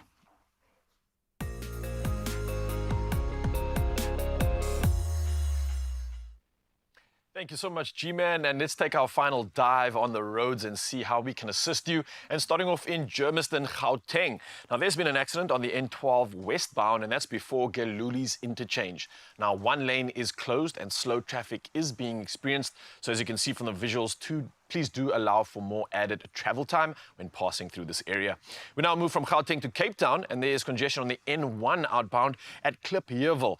Now, again, as you can see from the visuals, you do need to allow for more added travel time to accommodate the expected delays. And I think a reminder to everybody heading out on the roads this morning, buckle up, stay safe, and plan accordingly. From the roads to the sky, let's find out now one last time what's happening in the world of weather.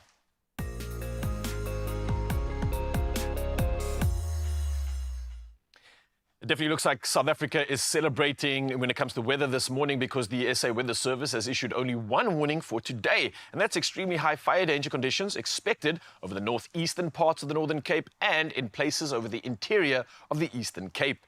Now, the rest of the country can expect fine and pleasant temperatures.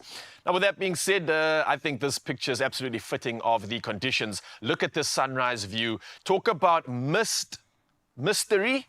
You see what I did there? Well, yeah, that's from Sharon all the way from Port St. John's, coming through with an absolutely beautiful shot. The sun shining through the mist on the ocean there, with the rocks just adding some texture, adding some balance, and adding some power to an incredible shot. This is our winner so far for the entire week. I think this picture is sitting at #1 spot, but we've got to do it all again tomorrow morning. So reminder to you, Mzansi, I know the bar's been set, but it doesn't matter. It doesn't need to be that good as long as it's yours. The number's 063-408-8863. And when I say yours, I mean your sunrise from your neck of the woods. Thank you so much, Mzansi, for sending those incredible pictures in. And let's see what temperatures you can expect from your neck of the woods.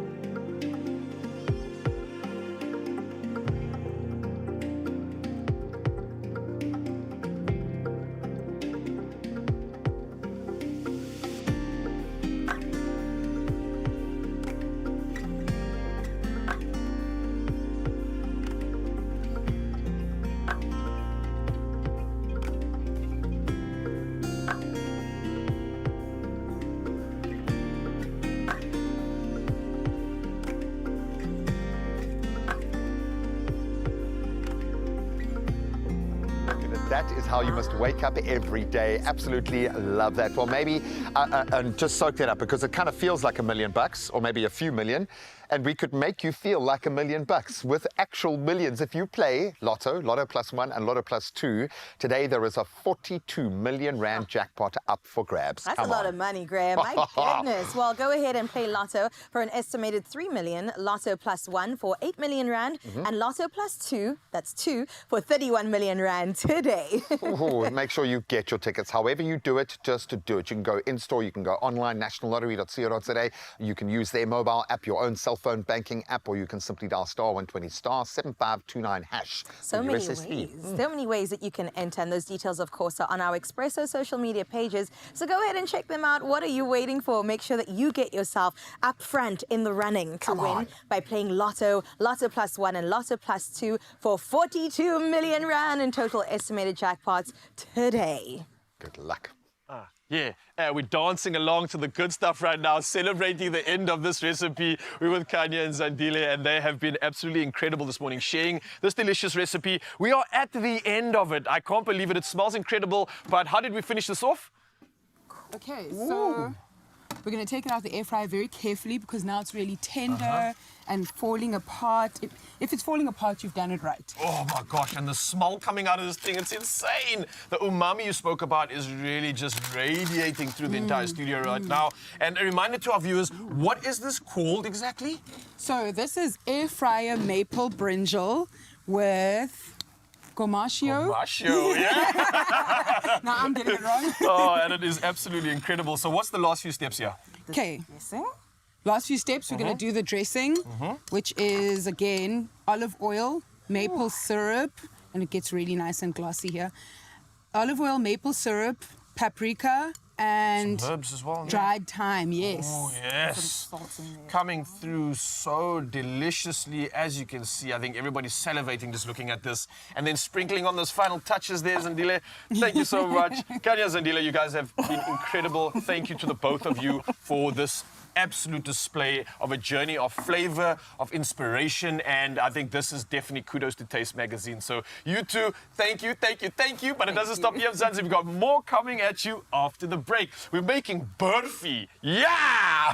Yummy.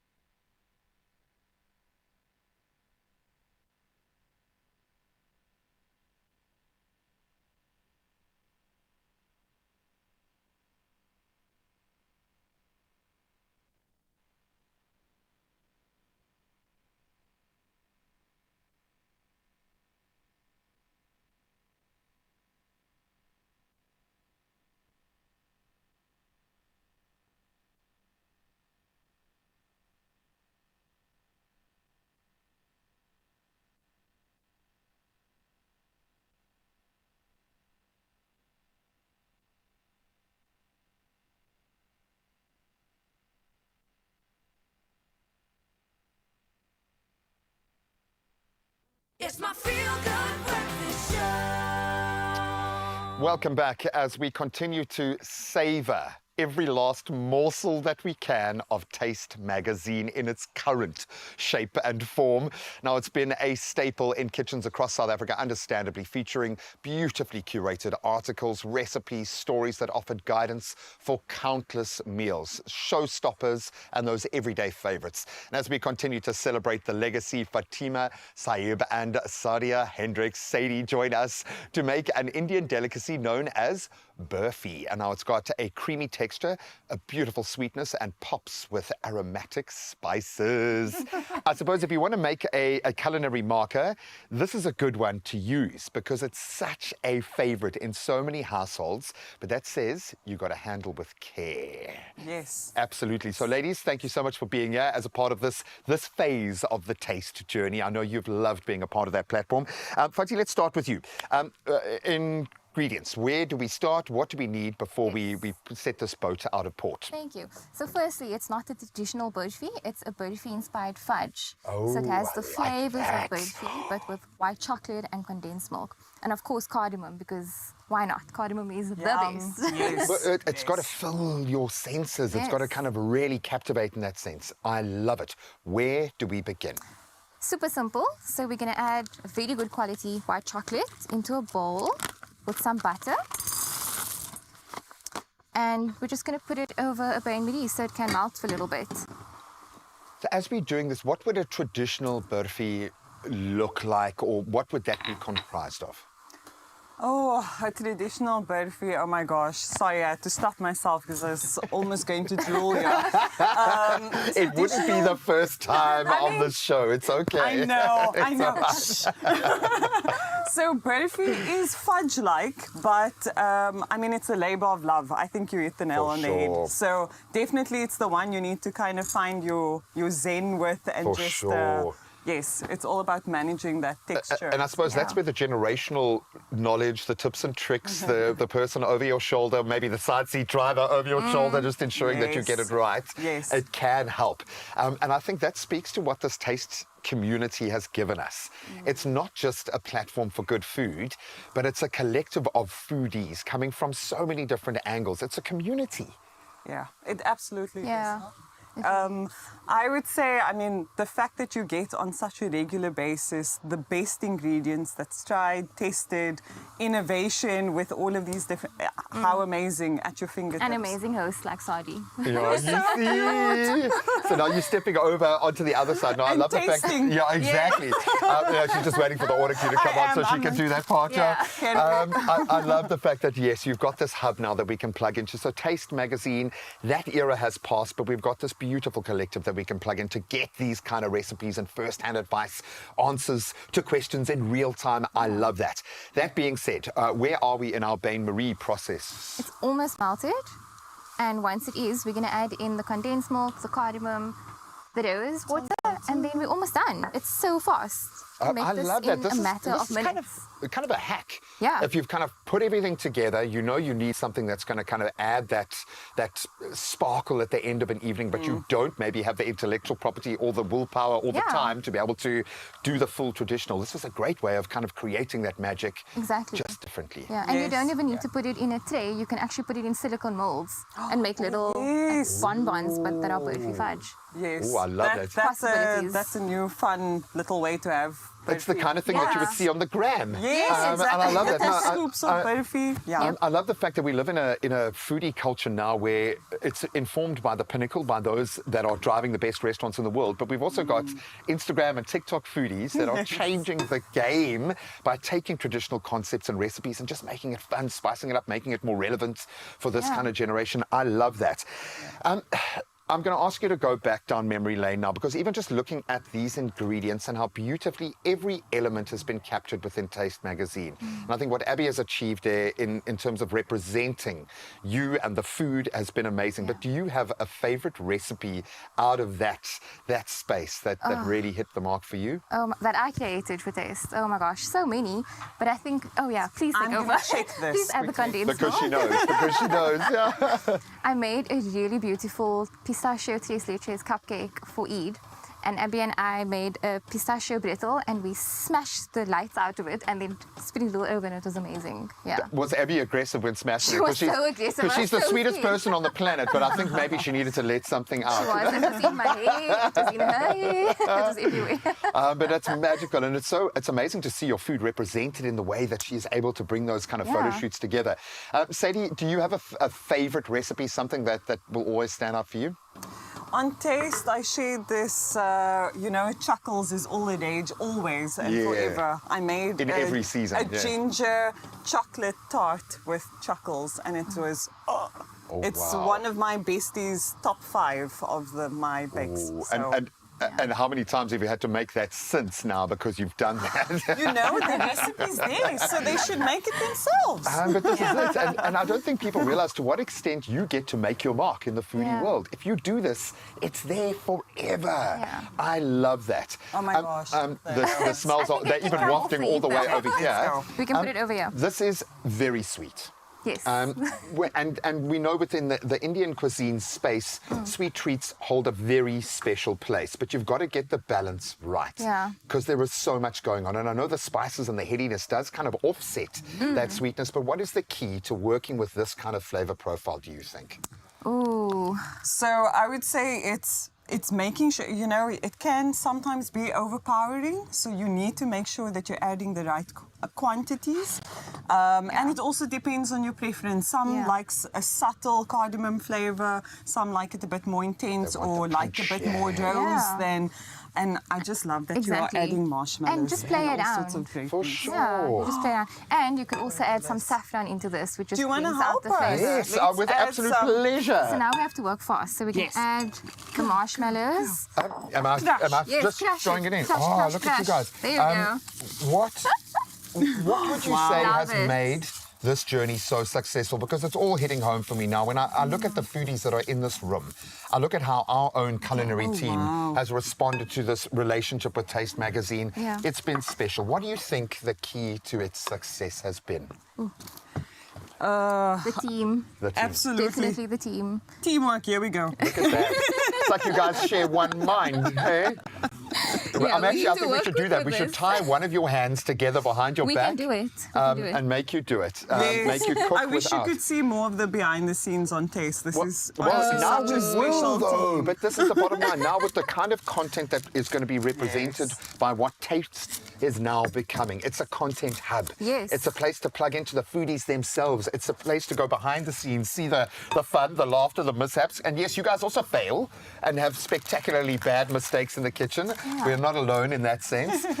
What are you most excited about with this next phase? Because you guys are going to play a big role. Yeah, you know, it's just opening Taste and the magical world of Taste up to a wider audience all over the world. Anybody can access it now online, look at our recipes, read our articles, and just see the amazing work that the team are doing. Blah, blah, blah. Can I taste? You can. Yeah, let's go and decorate this even more. I love that. So this one's and I like the fact that, yes, you can go individual, you can go bespoke, you can get interesting little bonbons, or you can just cut it up and enjoy. So please, can you cut me a little portion? Yes. And let me taste this, sorry, because We're gonna keep it decent here. And this, and the texture looks amazing. Okay. And we're gonna get it all up in there. Yeah. Just do it, girl. Just do it.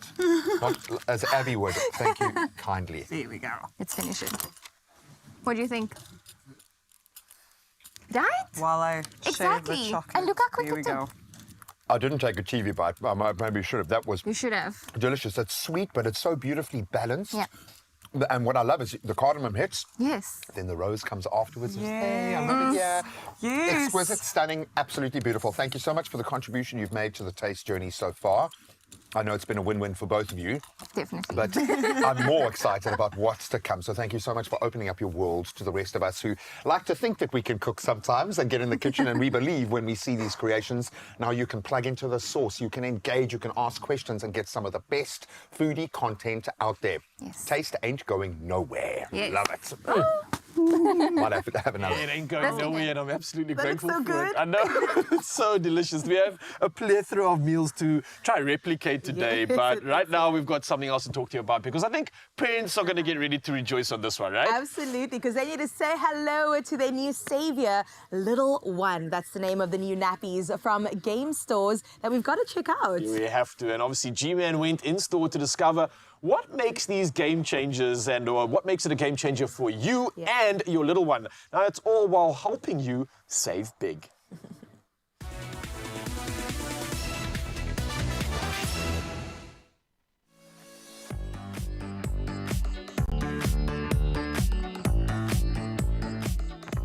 I think by now you guys know what really lights my fire, gets me pumped up, is when our friends in the big retail space step in with those massive pressure points that hit all of us. And we've seen Game do it in the most impactful way. Bravely moved into sanitary products, making these essential items accessible to everybody at an unbeatable price. Now, they tackle the baby space. Yep, we are talking about nappies, and you want to hear the price. Mind-blowing. Kath, I am growing to love these little visits to this store to connect with you, because it always heralds something massive for the consumer. And this is not just for a select few consumers, this is everybody going through the baby gateway. Why are you so excited about the arrival of the Little One?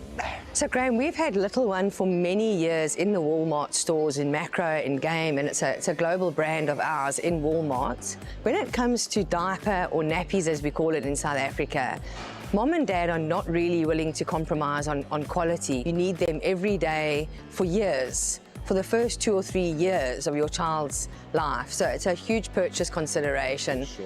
And we wanted to make sure that we can save people money so that they can live better, and this was a big deal for us.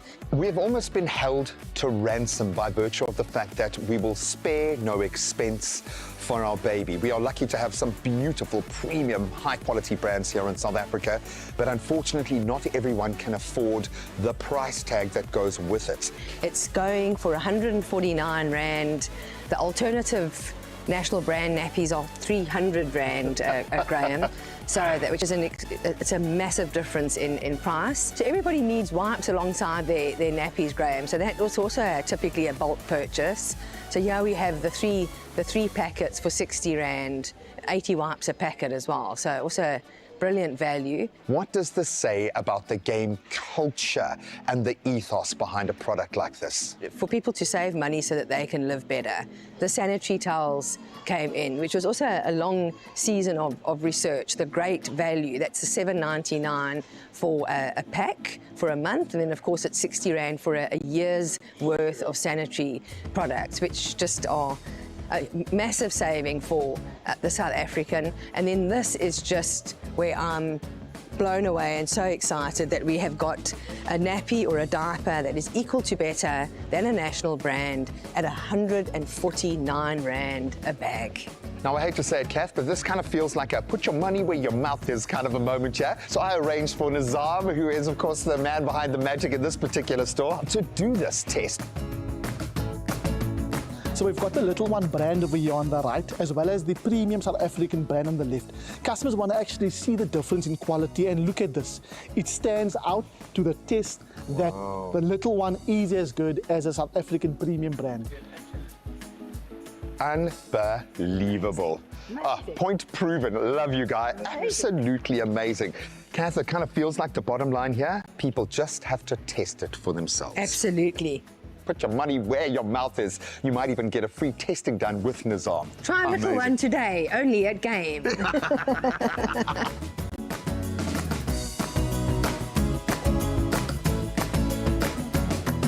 Thinking about the prices that we put out there today, you might be forgiven for thinking that this was a one-day sale. Nope. Little One is here to stay. These are everyday prices. I also know how much we trust the brands that we have a connection to in this baby space. So I'm going to say be brave, not just for you, but for your bank balance as well. Take the opportunity to put them to the test yourself. It is going to be an absolute game changer. In fact, I don't think there's any turning back.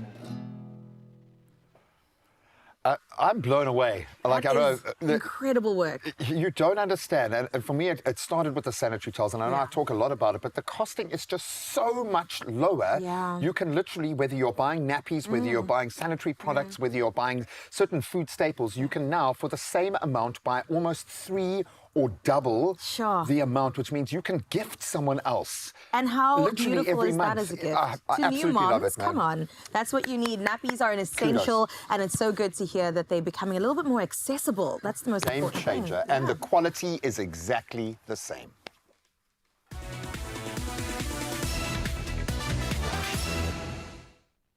Still celebrating Wednesday right here on your Feel Good Breakfast Show and still giving you every reason to stick around because Jakkie Louw is still here. Man's going to be coming through and performing an absolute banger. I believe it's from Brenda Fassie, but you know, when he takes on a number like that, it's going to be a pure winner. And speaking of winners, we have a winning journey that we want to still share with you, and it's ahead of Taste Magazine and all the celebrations that have happened up till this point in time. So commemorating, tributing, and paying homage to absolute magic right here on your Feel Good Breakfast Show. So don't go anywhere. See you after this.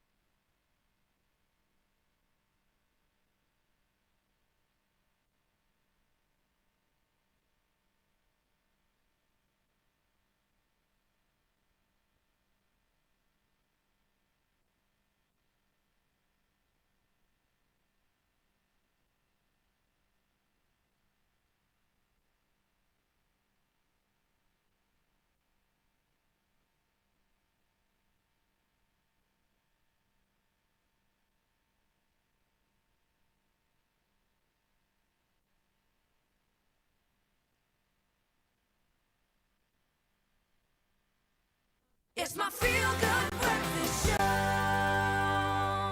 Welcome back. Good morning, I'm going to say, if you've just gotten up. Well done to you, okay? Don't even get out of bed. Let's have a little bit of fun. Now, we put it to you guys this morning.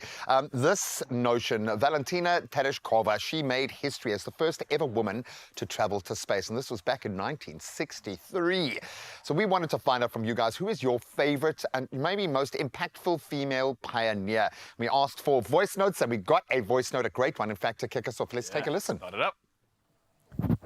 My feel-good Expresso team and family, Mrs. Nirmala Devi Motley in Merebank. Going into sports, women pioneers, I would think Penny Haynes, our great swimmer, and of course, Zola Butt. Yes. Why not acknowledge these two beautiful women in sports for SA? Have a blessed day.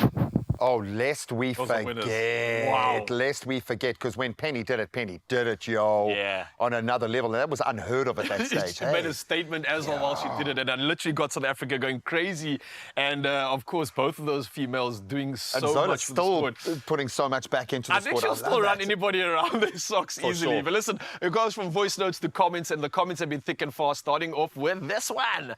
Gary Orcam, yeah. I love this. Rosa Parks, Jane Goodall, Amelia Earhart, to name a few. Well, if you're going to name a few, those are the three that like you a named. top three. Absolutely brilliant. Yeah, Teresa Micah says, good morning, my beautiful, beloved Expresso fam. Tuli Mandonsela. Amazing, powerful, and a witty woman. Absolutely. I think there were so many. There was a chance in a space in her career where I think everyone was just DMing her, like, please run for president, please run for president. She's just absolutely amazing. Cecilia saying, good morning, Expresso team. It has to be Mama Winnie Mandela. I think she drove an entire generation to think more deeply about what it is to be a South African woman, to support your man. Incredible. Thank you so much. Keep them coming. Who inspires you? Who is that spirit that gets you onto another level entirely? And luckily, we've got a different kind of spirit ready to take us to another level right now. We definitely do, Mzansi. I think it's the moment you'll all be waiting for, and sporting some absolutely dapper rags on him. This is Jakkie Louw. Enjoy.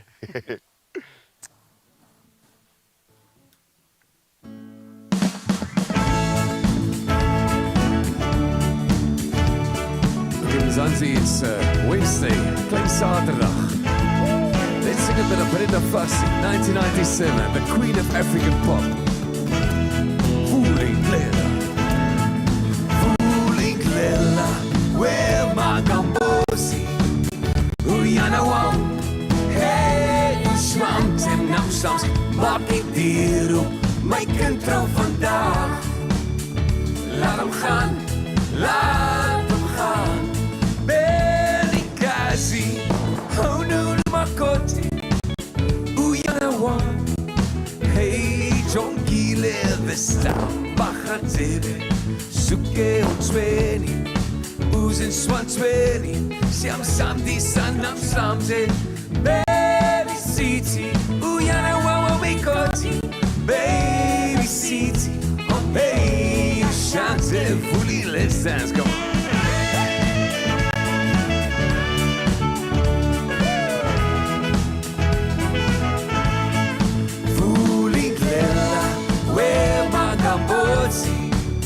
Uyana Wang, hey, swart en afslag, maak die diero, my control vandaag.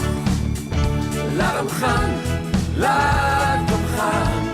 Belikasi, Honuru Makoti, Uyana Wang, hey, Jonki Levista, Machatebe, Suke Utsweni, Uzen Swansweni. Siam Shamti Sanam Slamte, Baby City, Uyana Wamikoti, Baby City, oh baby Shanti, Vulinklela, where my babos, Vulinklela, Jegalomona, Vulinklela, where my babos, Vulinklela, Jegalomona. When I'm go best, hey, you no mona, Uyana, Uyana, Utomi is all the yo, mango best, hey, you no mona, hey, Uyana, Uyana, Jego, Belikasi, Aurura Makoti, Uyana Wang, hey, Jonki Leather Stop, Machatebe. Suke Utsweni, Uzen Swansweni, Siam Shamti Sanam Slamte, Baby City, Uyana Wamikoti, Baby City, Baby Shanti, Marciana Sur, Vulinkela, where my babos, Vulinkela, Jegalomona, Vulinkela, where my babos.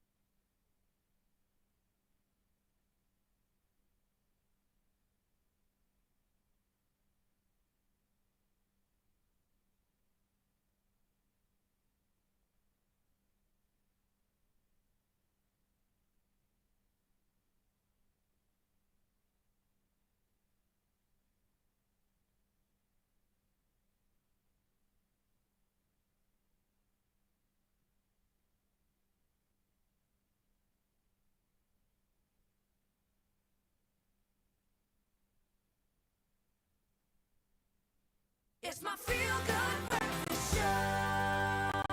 Welcome back to your Feel Good Breakfast Show. You thought we were done, but wait, there is so much more coming your way. We're in the kitchen for the final time this morning because we have to celebrate an absolute cornerstone when it comes to the gastronomy world of South Africa. That's Taste Magazine, a product of New Media and its retail partner Woolworths. And it's been, like I said, a cornerstone of culinary inspiration, guiding both home cooks but also seasoned chefs through an ever-evolving landscape of both flavors and also the most important techniques. So we've got Kate Wilson here as well as Abigail Donnelly, and they're going to present a delicious fudgy chocolate cake that's gracing the cover of their tribute issue. Ladies, thank you so much for being here this morning. I can't wait to get into this recipe. I love chocolate, I love cake, the combination of them together. I mean, who wouldn't say yes to that, right?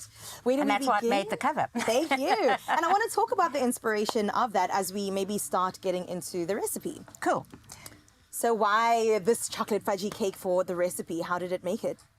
Well, we kind of had a whole lot of different ideas for the cover. When you create a cover for Taste Magazine, it's got to be like really wow. Of course. And it was a tribute issue, so it was like all these ideas. We tried pasta, we tried all kinds of reader favorites that we'd had success with our sales over the many years. And then we just tried a chocolate cake, and it just kind of debate. It wasn't an easy decision. I can imagine. No, I mean, we went back and forth on it for about a week, I think. Exactly. There was voting on both sides. Oh, there was voting too. Yeah. It was a very, very difficult choice. And wait, did the chocolate cake win by like a large Not amount? actually a landslide. Yeah. I mean, but the team back in the office, definitely. They loved it. I feel like cakes are always good for a celebration, though. That's what everyone said. Yeah. But also because we don't want it to feel like something is ending. It is a tribute. Exactly. We wanted it to feel like it was a continuation. Yeah. Usually we would shoot pasta in winter because it's around Woolies Italian Festival. So we did have a beautiful pasta cover, and you know, those who favoured savoury things wanted to go for pasta. There was some division in the office. Abby's downplaying I was not a pasta. I love pasta. It's one of my favourite peppers. My favourite word is polarising. Yes. Very diplomatic. I like that. But the chocolate won in the end because it was a tribute, and also because of the concept of having the last slice. Of course. So we wanted the cover as a concept, so you kind of have to buy it to see what happens. It's not just a cover. You open it and then there's so much more to and there's unpack. more. So the point was there's this last piece, but wait, on the inside there's more, and that wouldn't work with the pasta. No, because it's just a pasta. You eat it in 0.5 seconds and it's gone. Precisely. So what are we doing here, Abby? There's so many ingredients that just went in there right now. So I've melted beautiful 70% dark chocolate. Lovely. Okay, and that helps make that gooiness that you're looking for in this gooey fudgy cake, with butter. And then I've added some good cocoa. I'm going to add a little bit of milk too. And then flour. Yes. And you don't need a beater for this, which is quite nice, but you do need it for this very special stuff. And then I've added a little bit of Nespresso. I saw that, And I always add a little bit of coffee to chocolate cakes. It's my kind of thing. Yes. It just brings out the nuances of the cocoa even stronger. Oh, I and love better. that. So, A little tip while but you you're don't at have it. to have it. Yeah, I would say do it. I mean, if Abby says so, then please go ahead. And magically this appeared, and this is my favorite thing when I'm baking. What is I love combining sugar, whisking it up, and eggs, because it just makes all this aeration kind of bowl of I thought it was yumminess. one of those tests over your head No, things that we not did like the last other day with the time. meringue. No, but I must say, if I had had my choice as the cover, I would have done a pavlova. Kate knows how much I love pavlova. And those you can decorate so beautifully. Exactly. Too. we have a pavlova inside the issue. I mean, come on. exactly. Yes. So many of reasons course, to get that tribute. Yeah, we couldn't have had a version. last tribute issue Is that without a enough air for pavlova. Yes, but this air is going to be there. Okay. Right. So you can slowly. Keep going. So we've got a little She's putting you to work fairy on the today. side Yeah, who's done she this usually already. does. Okay, Kate. Now just add a dollop. Okay, cool. Well, Kate, can I ask you, because you've been add a editor-in-chief since 2015, that's almost coming on to 10 years, and now, you know, something incredible, I would say, is even happening. And I wonder if throughout that time you feel like you fulfilled your goals for the magazine. So yeah, that's a tricky one. I mean, I wouldn't have necessarily wanted to see the end of print, but you know, technically it's not. So we have There's more. We have surprises in store. which is important to note because I think there's a perception that we're going to go digital with the magazine, which is not the case. We're not going to suddenly produce a PDF version of the magazine, because that is literally the same amount of work as doing the magazine, just not going to print. The reason for the shift, and we'll discuss that, is fulfilling my dream was to broaden the audience, diversify the audience and grow the audience. And I think it quickly became obvious that the most effective way to do that would be to go digital. Obviously, there's a certain limit to how many copies you can print, how many pass-alongs there are of that copy, and it's a smaller audience. It's a much more immersive experience, and a more engaged audience, in my opinion, as someone who's been in print for 30 years. But digital has other opportunities, which we recognise in terms of integrating with the back end of Woolworths to shop recipes, in terms of personalising what your tastes are, and just sheer volume of content that we can produce and disseminate. I love that, and I also love the silver lining, because I think we all felt a little when a lot of the print had come to an end, but like you said, it's just room for a new beginning and to kind of pivot in a new direction for your digital era. So I'm very excited about this. Before we get into that, what's happening here, Abby? Okay, while you were chatting, I've just kind of beautifully kind of mixed it all together, folded it together so the air doesn't kind of get lost. And that's then the poured trick. it into that. And then poured it in there, and then we pop it in the oven for an hour. Beautiful. There we go. You do that. Here's and of a course, because question. it's TV, there's magically one that appeared. I'll put this in here then. You guys get to taste everything you make. Like, you've had this already because you made it on set, no? Yes, yeah. You took most of it home. I love that. I took some we home. always share. We had a and team day as well where we made something similar. It's a bit like a giant chocolate brownie. Yeah. Oh, that a bit sounds squishy in the middle. With roasted strawberries. Yeah. It was delicious. And there's no flour in this recipe, right? Yes, I sifted some flour a in, little bit, But you could, if you wanted an alternative, gluten-free, you can use that beautiful almond flour as well. Oh, lovely. I love that we have options. Shall we talk about the future of the digital era of Taste Magazine? Like you said, it is good, farewell, but not goodbye, right? We're just kind of taking on a new approach. So what is it going to look like? How is it going to live? How do we experience Taste, but online? So everything that you love about Taste will remain. So, what I tried to do, or what we tried to do when I joined, was to elevate the personalities of the people who are bringing you the dishes and to show the sources and give credit to those sources. So we have a whole host of hosts and recipe developers and presenters who are now doing videos with us. So you would have noticed the huge influx of video. One of the things that happened that really, I think, foreshadowed this move was COVID, actually. Because when the lockdown happened, I'll never forget the day Eliska from Woolworths called us, head of foods marketing, to say, we need your help. She doesn't want to be sold to right now. She needs to be helped. Wow. And so we literally took that brief, and Woolworths paused their social content. Sure. And from all over the country in our kitchens, I still get goosebumps when I think about this. I know. We started cooking and posting videos, very, very lo-fi, off our Point phones and and shoot, cameras. just pick up and totally. go, And we put them up, and I think in the space of about 6 weeks, we did 50 videos. Oh my And goodness. our traffic from all over the country in our homes, literally, I was with my daughter who was 3, Abby was with her family, people were with their families who they'd gone to during lockdown. There was such a spirit of togetherness that Taste brought. Our traffic online went through the roof. Oh, I can imagine. So we could see what the possibilities were if we really put all of our efforts into digital.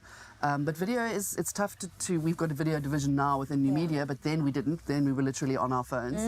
So part of the investment that Woolworths have obviously pledged with this is to invest in more video content. Of course, yes. And more digital content, which does come at a cost. Yeah. So, but it comes with these huge rewards. Of course. So and let me tell you, I mean, I am chronically online. It's a problem. And I'm scrolling and seeing the content you're putting out. And it's absolutely fantastic. So I personally am looking forward to the new shift, the new move, the new pivot. I think it's going to keep you on your toes, keep you fresh, keep you relevant. And I'm excited for it. So Kate and Abby, thank you so much for joining us. Thanks. And hopefully you won't go too far because we still need to enjoy the cake, okay? We'll get back to that later.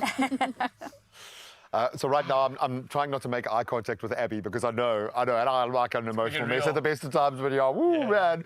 But we really do understand the journey. So it's so lovely to have all the emotion that goes with it. But right now, let's get busy, or hopefully inspire you to get busy with another episode of Handy Heroes. Yeah, bring it on. I absolutely love these. Now, today, the experts from LT Discount Paint Wholesalers in Cape Town are going to be sharing their DIY hacks and valuable tips to help make your next DIY project as easy as 1, 2, 3. That was simple. Let's use your hand to count to 1, 2,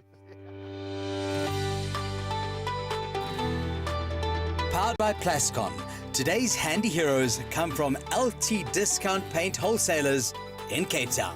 LT Discount Paint Wholesalers has serviced our local community as well as the Western Cape for over 50 years. We have been and always will be the best on price and service.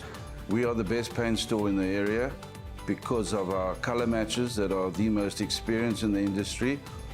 What makes me proud about our store is our long-standing staff with their years of experience and knowledge and passion for the business that we forward to our customers. What we love about our customers is that they know that they're getting the best prices from us and service, and many of our customers are second and third generation which have been buying for us for 20 to 30 years. We are the best place to buy Plascon products at the best prices. Plascon is the #1 brand in the marketplace, and if there are any queries or customers that are requesting Plascon to go to site for technical issues, they always rise to the occasion and help our customers. My favorite Plascon product, that's easy. Plascon Polven White 20 litre at 999 Rand. It's the best matte white product on the market.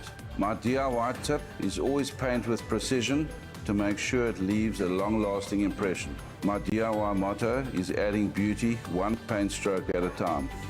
Handy Heroes, powered by Plascon. Together, we've got this. I got to say thank you to that team for letting us take them out of their comfort zone and put them on TV, but so thoroughly deserved. I know, working with my guys, how much we rely on your advice, on your expert tips and those hacks. So thank you, thank you, thank you. You are heroes. Yeah, we appreciate you. When the cracks start to show, our strength and resilience is legendary. Mycotex, strong enough to endure anything.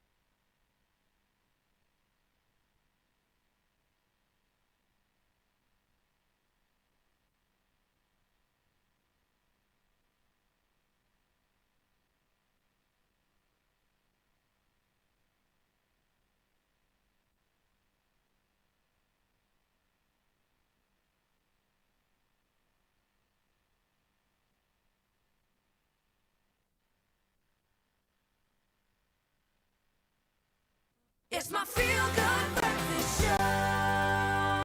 Welcome back to your Feel Good Breakfast Show. Just minutes left of a great show on this Wednesday morning.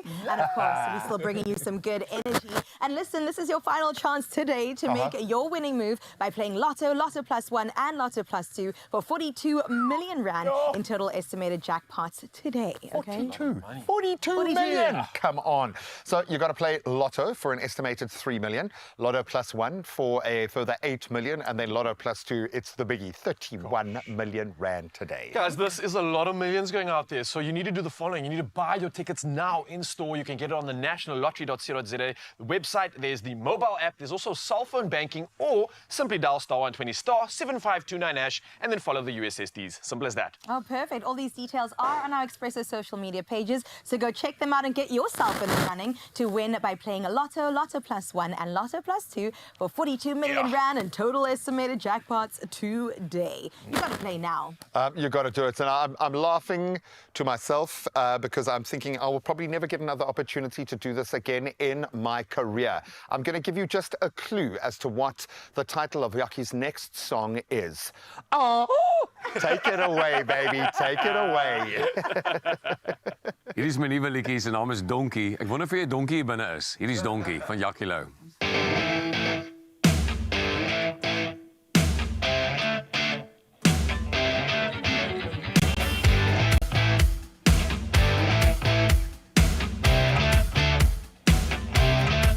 Ek kry my bakkie in 'n gat, dis te duur om reg te maak, want my geld is bietjie min, en my wielo aanhou spin, spin. Vrydag is nou hier, in die dorp is koue bier. Ek het niks meer om te ry, maar my donkie wag vir my. Donkie maak toe hier, almal maak toe ha. Gee my net 'n hee-ho, hee-ho. Ek kry my donkie hier, uit na die dorpie hier. Waar sit lekker? Hier sit lekker. Ek kry my donkie hier, uit na die dorpie hier. Waar sit lekker? Hier sit lekker. Nog 'n ronde jom tot die son opkom met my donkie. Nog 'n ronde jom tot die son opkom met my donkie. Met my donkie. Kom ons sing hierdie song. Wanneer jy John jy trek, my donkie loop so lekker. Ek dag op sonder 'n bakkie, al die jocks is vol van laggies. Maar die meisies dink is cool, wil aan my donkie voel. Vergeet van my bakkie, jou donkie is so lucky, Jakkie. Donkie maak toe hier, almal maak toe ha. Gee my net 'n hee-ho, hee-ho. Ek kry my donkie hier, uit na die dorpie hier. Waar sit lekker? Hier sit lekker. Ek kry my donkie hier, uit na die dorpie hier. Waar sit lekker? Hier sit lekker. Nog 'n ronde jom tot die son opkom met my donkie. Nog 'n ronde jom tot die son opkom met my donkie. Ja, die meisies like van ry. Ja, die meisies like van ry. Ja, die meisies like van ry. Ja, die meisies like my duur in K-I-R-E. Come on.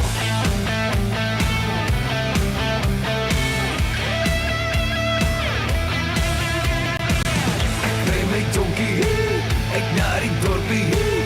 Waar sit lekker? Hier sit lekker. Ek kry my donkie hier, uit na die dorpie hier. Waar sit lekker? Hier sit lekker. Nog 'n ronde jom tot die son opkom met my donkie. Nog 'n ronde jom tot die son opkom met my donkie. Ek ry my donkie, uit na die dorpie hier. Yes, just very quickly stepping this area. Because you guys have given us nothing but absolute exquisite and very sweet deliciousness. This is to say thank you, thank you, thank you for the last phase of this incredible journey. We cannot wait for the next. You are a very special bunch of people. Thank you so much for giving us absolutely everything through this journey. We love you. Yeah. much to the... And what do you look forward to going forward? Oh gosh, I said I wasn't going to cry.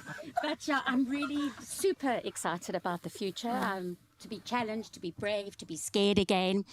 Yeah, and I think, to be...